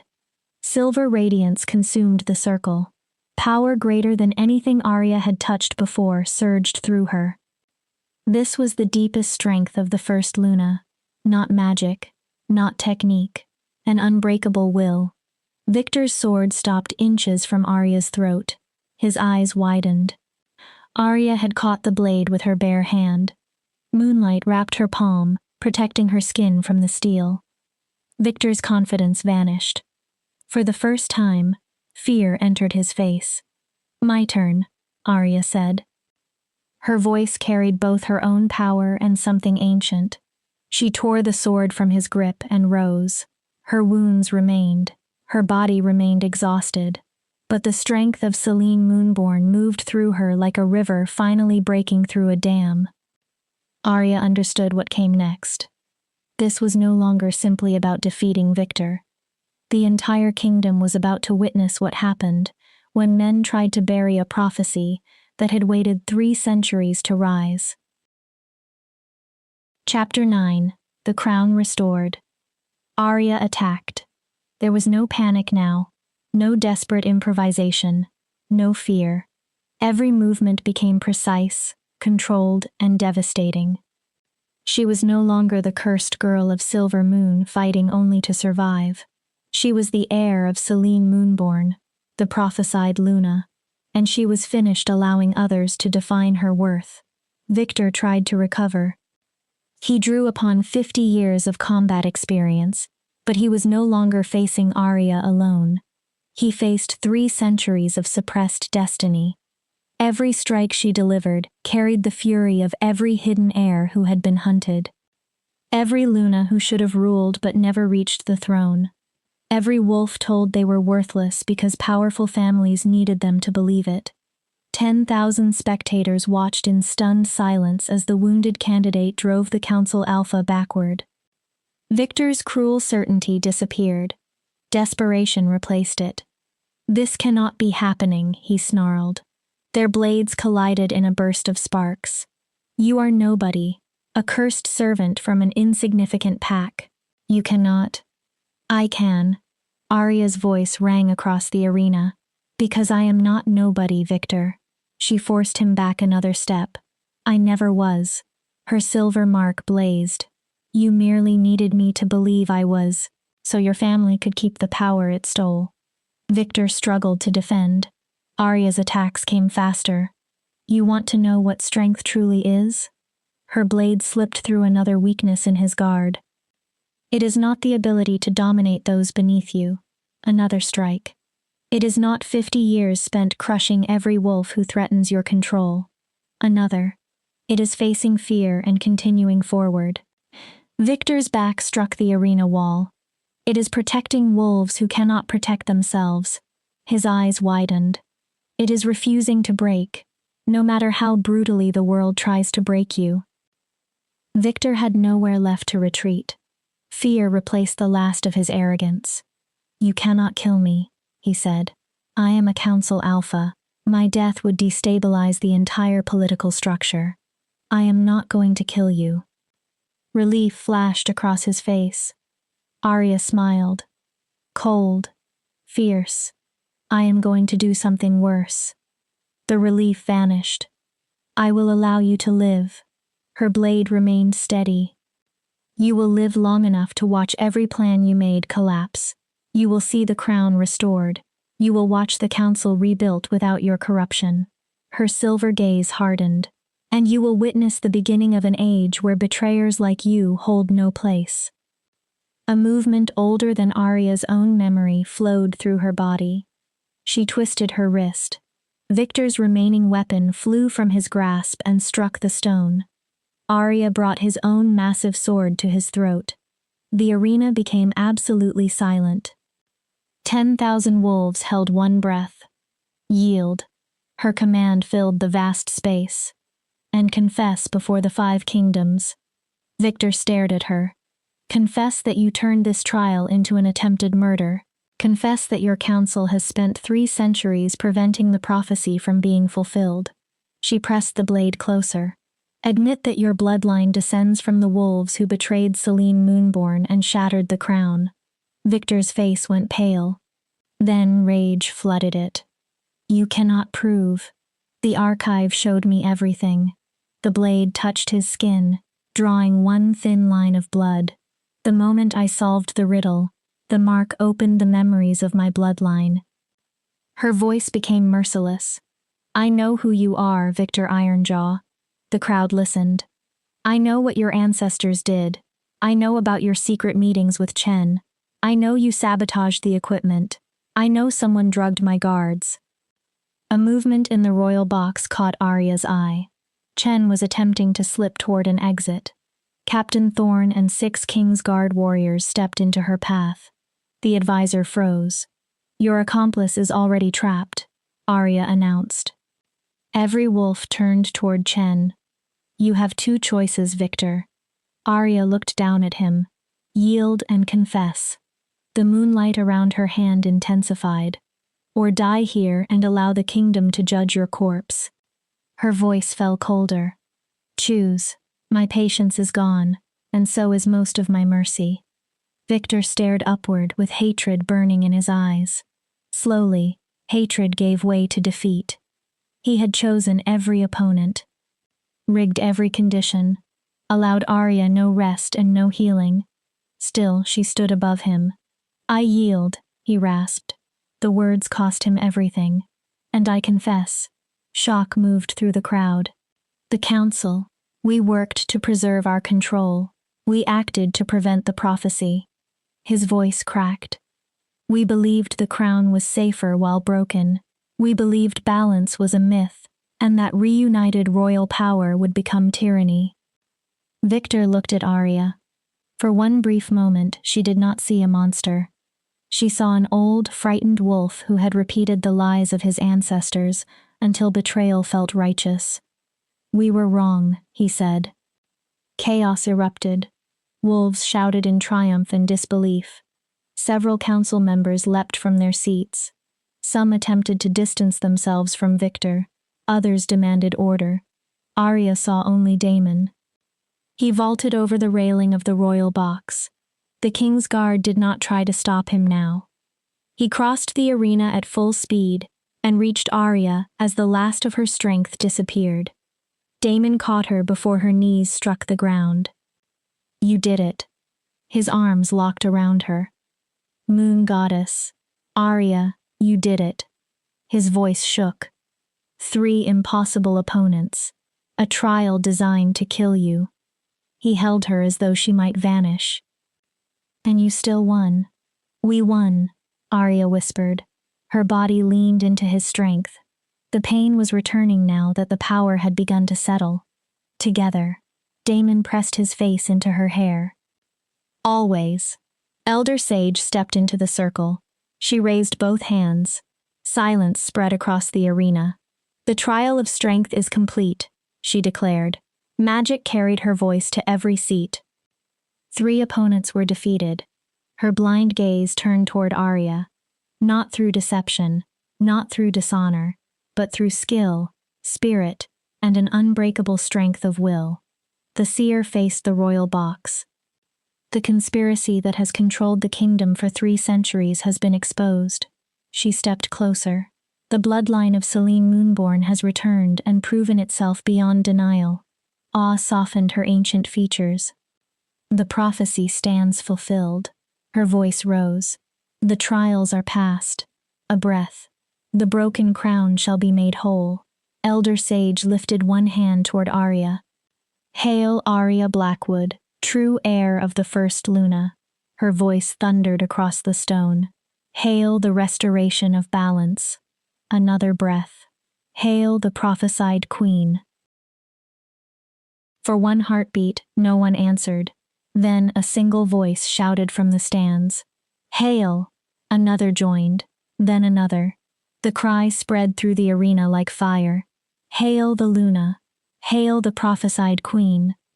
Thousands of voices became one. Not every wolf joined. Pockets of silence remained among families who had profited beneath the council's corruption. But they had become the minority. Victor's confession had destroyed the lie protecting them.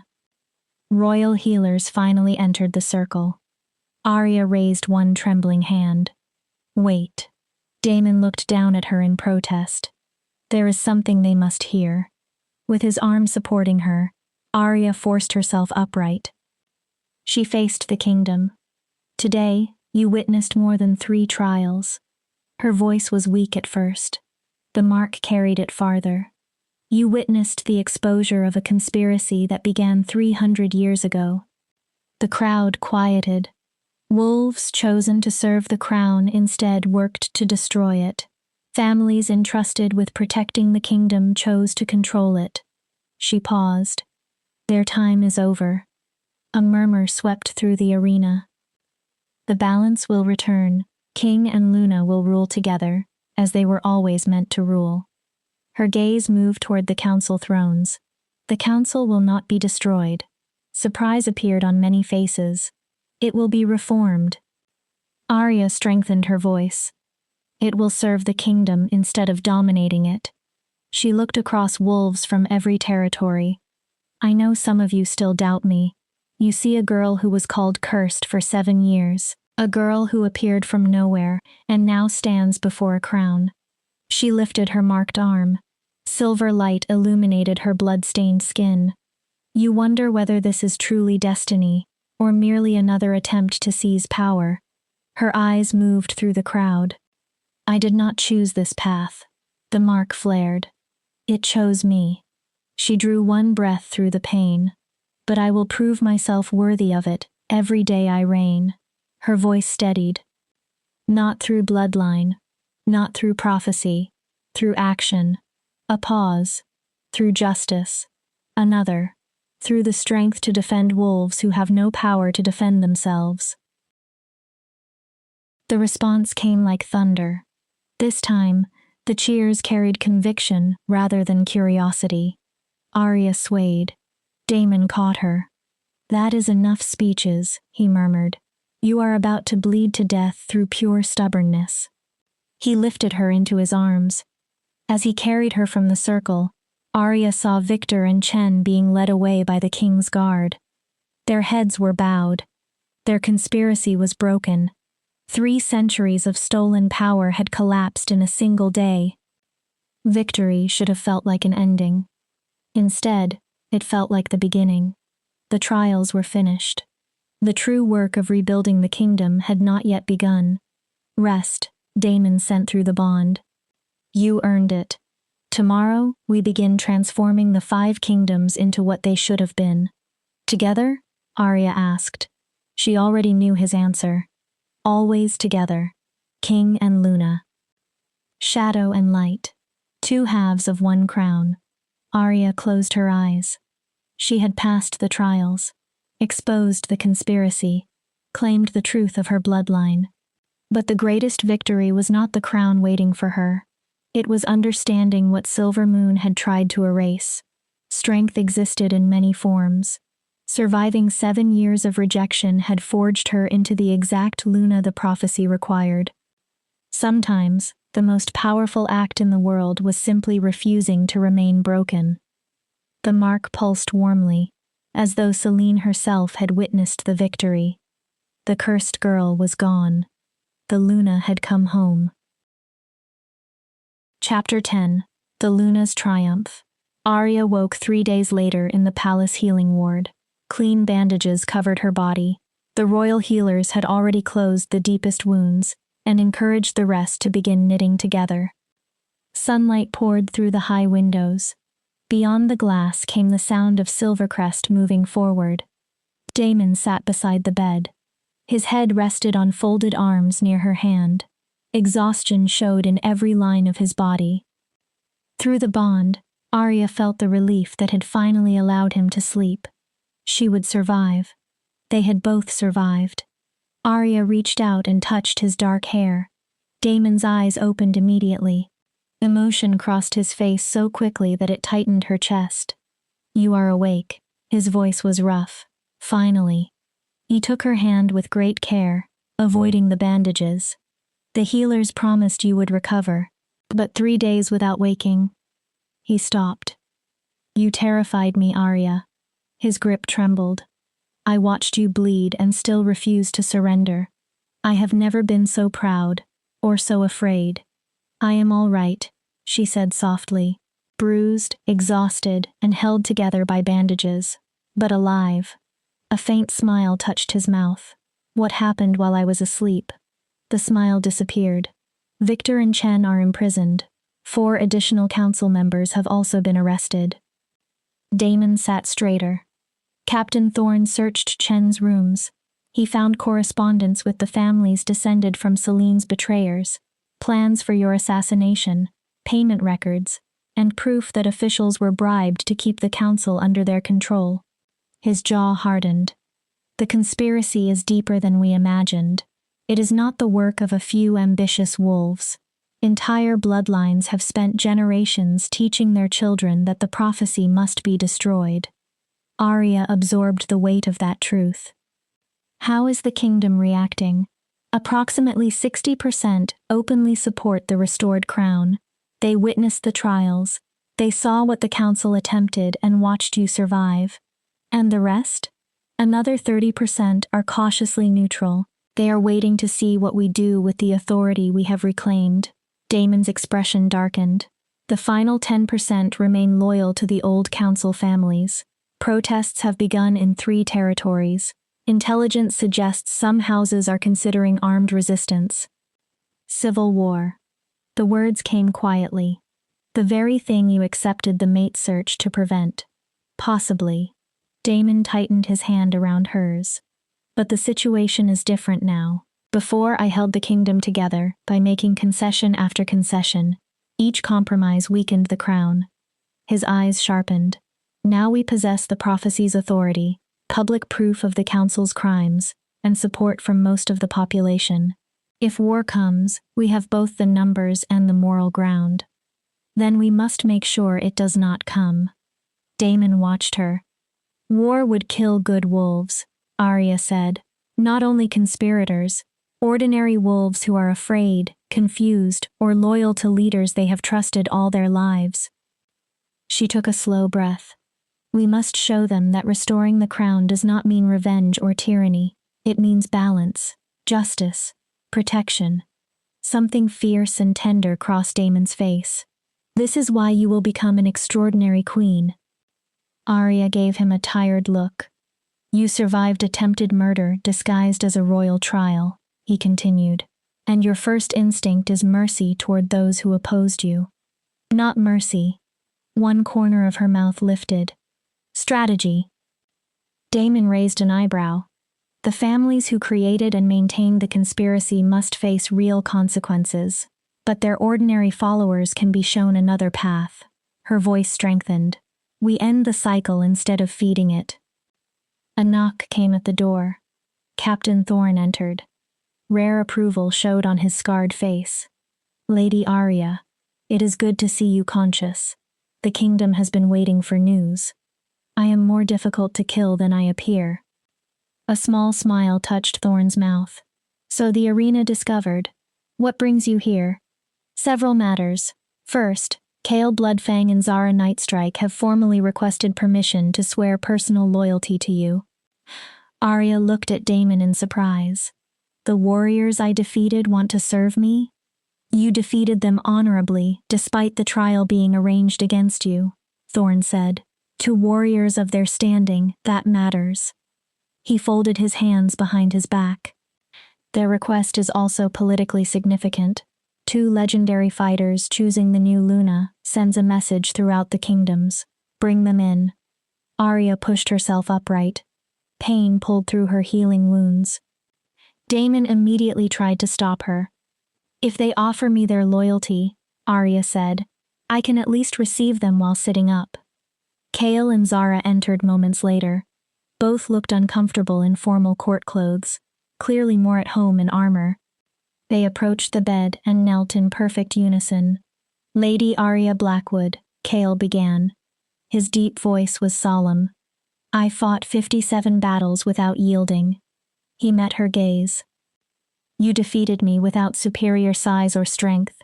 You used speed, precision, and the courage to risk moving inside my reach. He bowed his head. It would be my honor to serve among your personal guard.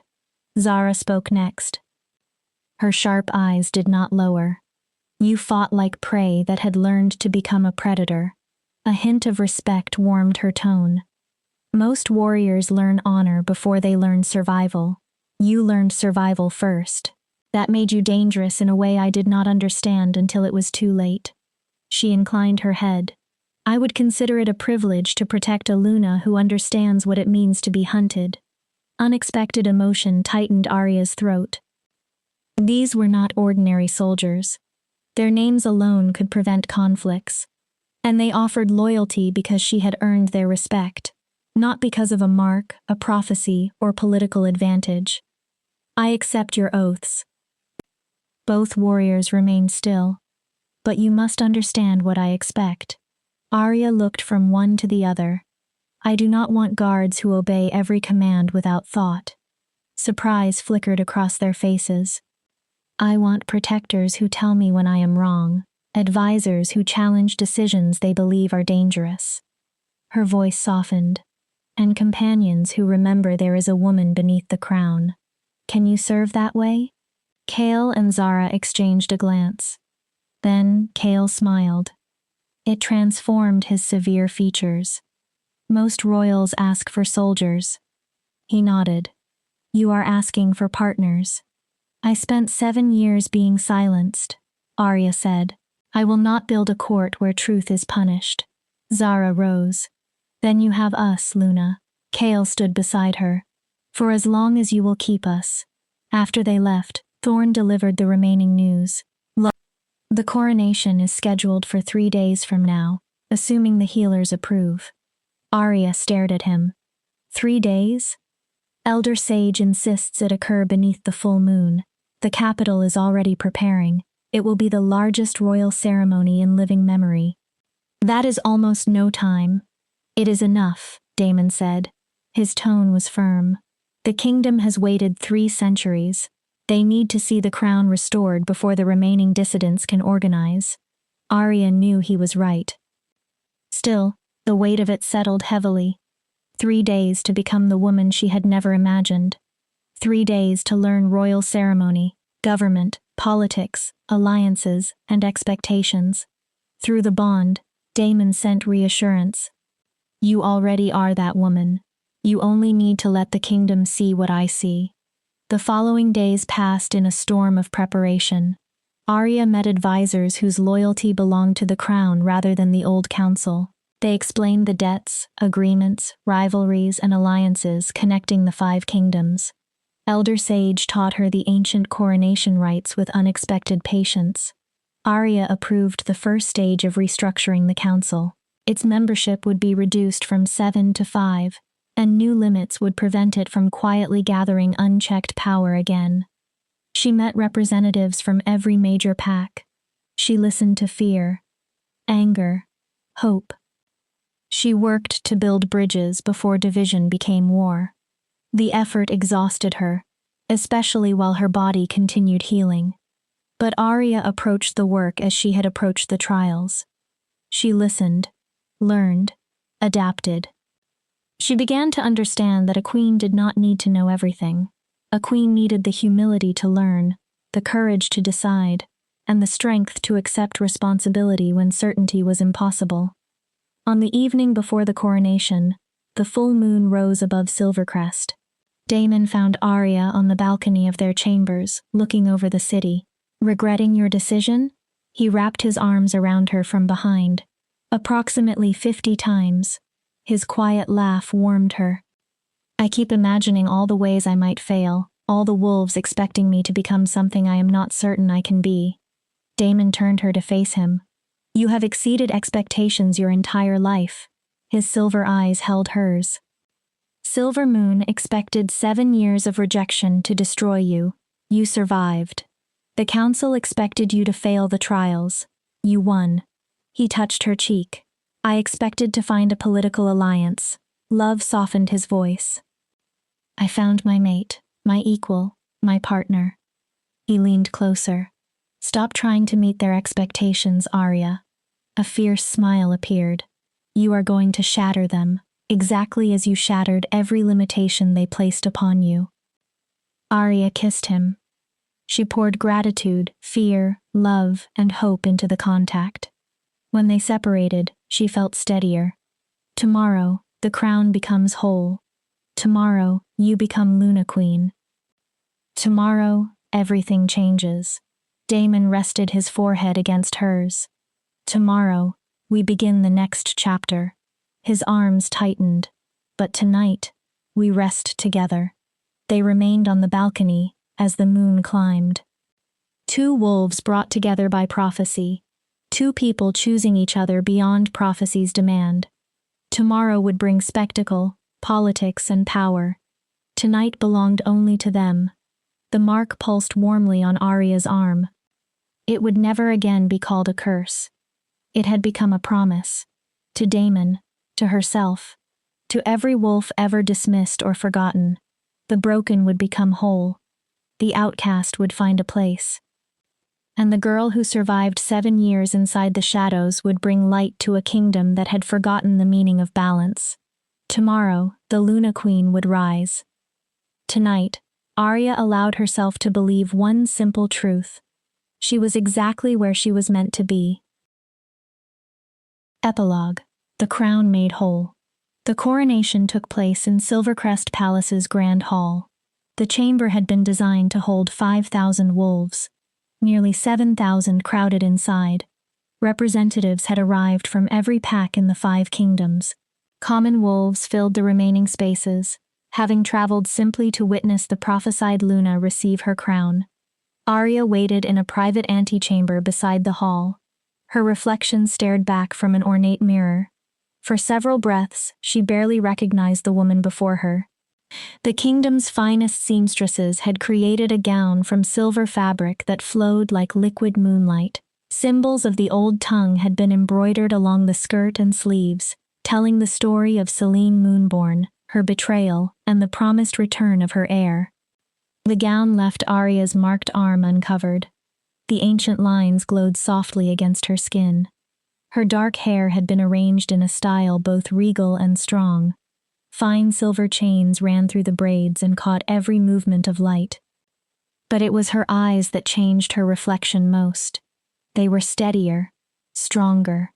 The frightened girl who had climbed the platform in Silver Moon 3 weeks earlier no longer existed. In her place stood a woman who had faced impossible odds and refused to break. "You look like a queen." Elder Sage stood in the doorway. The ancient woman leaned upon a staff carved with the same symbols decorating Arya's gown. "I look terrified," Arya replied with an unsteady laugh. "That also looks appropriate." Elder Sage entered. Fear and power often walk beside one another. The rulers who should concern us are those who feel no fear at all. She stopped before Arya. "They make the worst decisions because they never question themselves." The seer placed one gnarled hand over Arya's mark. Selene was terrified on the day of her coronation. Arya looked at her. "You knew her?" "I was only a girl then, but yes." The old woman's expression softened with memory. "She told me she felt like a fraud. She believed everyone would see through her the moment the crown touched her head." "What did you tell her?" That feeling like a fraud proved she understood the responsibility. Elder Sage's blind eyes found Arya's perfectly. Only fools and tyrants possess complete confidence in their right to rule. Her fingers rested gently over the mark. "You will make mistakes, child. You will face dangers no prophecy prepared you to confront. Some days, you will wonder whether the moon goddess chose wrongly." Arya listened. "But you will rise." The seer smiled. "You will learn from failure. You will grow into the Luna this kingdom needs." Her voice became warm. "Not because you are perfect." A pause. "Because you are willing to become better." Tears burned behind Arya's eyes. She refused to let them fall and ruin the careful work on her face. "Thank you for believing in me before I knew how to believe in myself." Elder Sage squeezed her arm. "Thank you for proving that 3 centuries of waiting were not wasted." She turned toward the doors. "Shall we make history?" The grand hall fell silent when Arya entered. 7,000 wolves turned toward her. She walked slowly along the central aisle. At the far end, Damon waited upon the raised dais. 2 thrones stood behind him. The king's throne was formed from black stone and silver. Beside it waited the Luna's throne, carved from white stone that shone like moonlight. It had remained empty for 300 years. Damon wore polished ceremonial armor with the nightshade crest across his chest. But Arya saw only his eyes. Those impossible silver eyes held pride, love, and certainty. "You are beautiful," he sent through the bond, "and terrifying. A remarkable combination." "Wait until you see what I do with actual authority," Arya replied. Warm laughter moved through their connection. When she reached the dais, Damon took her hand. They turned together toward the assembled kingdoms. No one spoke. Elder Sage stepped forward. Magic carried her voice through the hall. 3 centuries ago, the first Luna fell through betrayal. The old woman faced the 2 empty halves of the crown. The balance broke with her death. Her voice deepened. For 300 years, Alpha Kings ruled alone, without the wisdom intended to temper their strength. Each generation became harder. She looked across the crowd.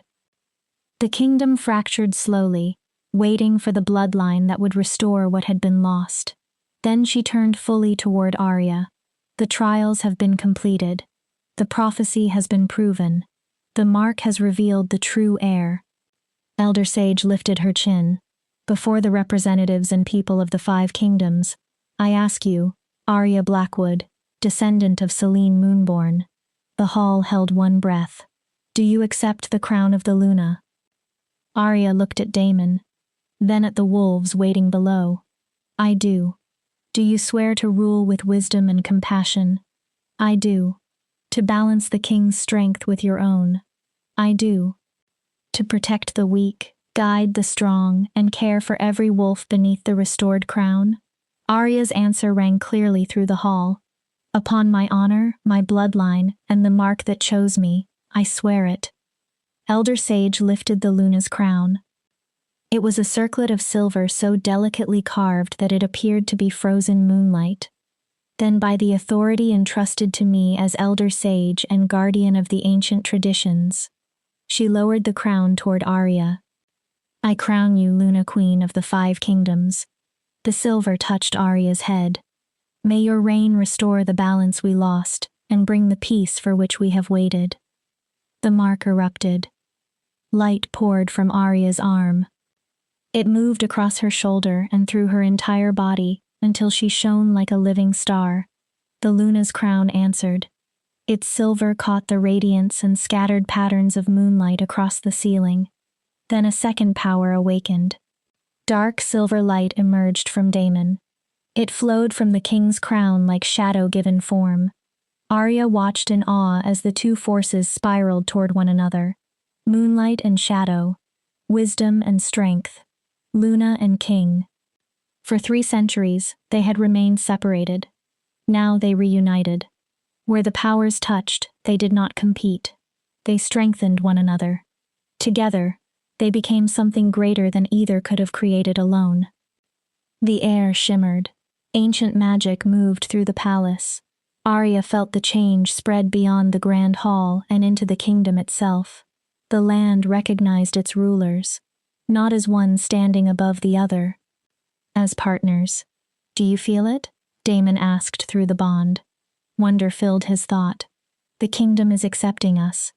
Arya could feel every thread of magic settling into balance. I feel it. Her answer trembled with awe. I feel everything. The light slowly faded. When Arya's vision cleared, every wolf in the hall was standing. A cheer rose with enough force to shake the palace foundations. Hail the Luna Queen. Hail the restored crown. Hail Arya Blackwood Nightshade. Tears flowed freely down Elder Sage's ancient face. The prophecy is complete, she whispered. After 300 years, it is complete.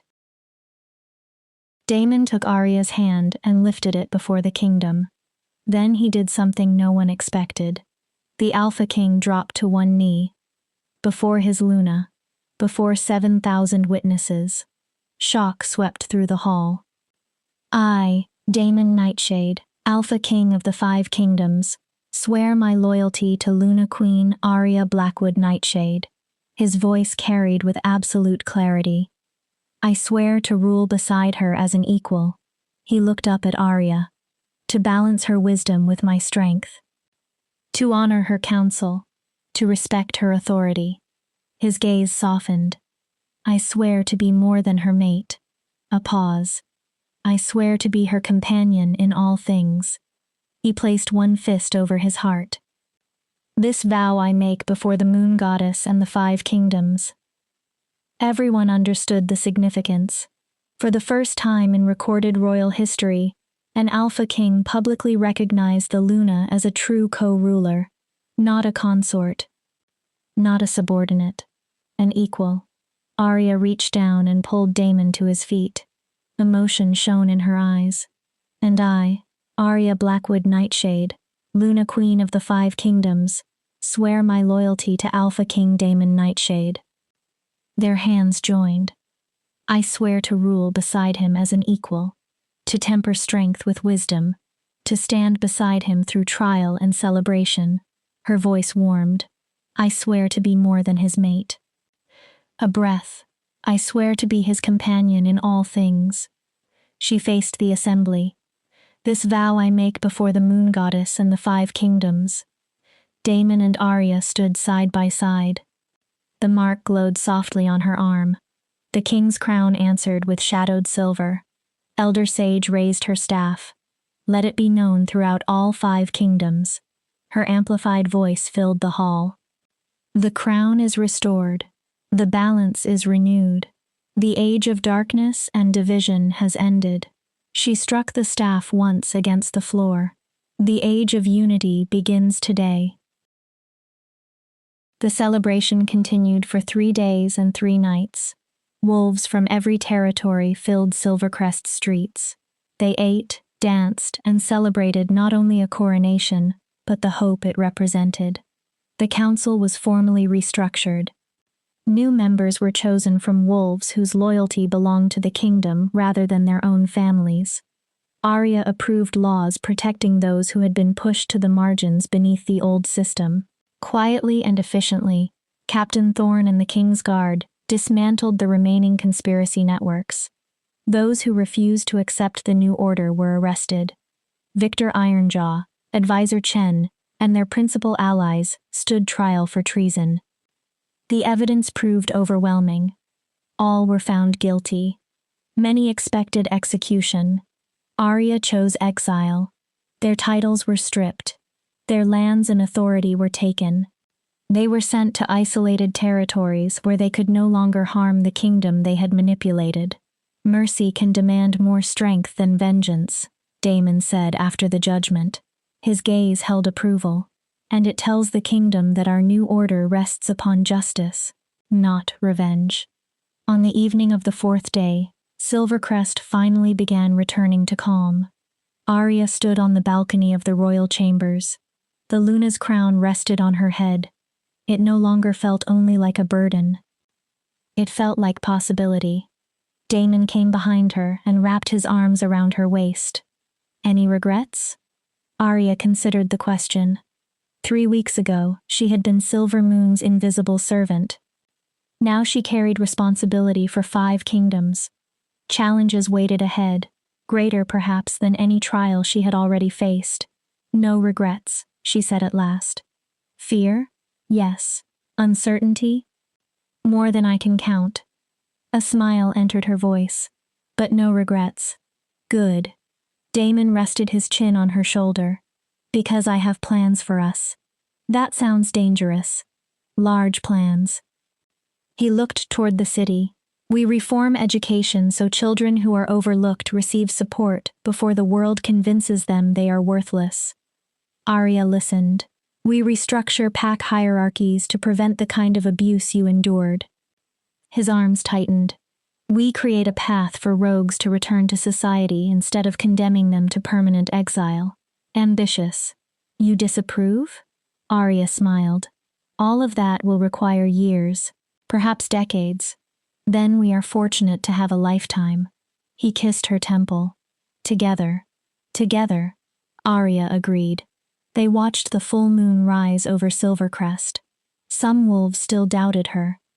Some families resented losing power. New dangers would test the restored crown. But Arya also knew that her story had awakened hope. Young females told they were too weak could now imagine strength. Outcasts could imagine belonging. Underdogs could see that survival itself was a form of power. The mark pulsed warmly. For 7 years, Arya had believed it was a curse. But curses did not unlock ancient knowledge. Curses did not fulfill 300-year-old prophecies. Curses did not choose their bearers for greatness. The mark had never been a curse. It had always been a crown waiting for the right moment to reveal itself. After 7 years in the shadows and 3 weeks of impossible trials, Arya Blackwood Nightshade stood in the light. Not as the girl no one wanted, as the Luna Queen her kingdom needed. The prophecy was complete. The crown was whole. The work of healing the kingdoms was only beginning. That challenge belonged to tomorrow. Tonight, Arya stood beside her mate and allowed herself one perfect moment of peace. She had earned it. They both had. Together, King and Luna, shadow and moonlight, strength and wisdom, would face whatever waited beyond the horizon. The broken crown had been made whole, and in restoring it, Arya had finally found herself.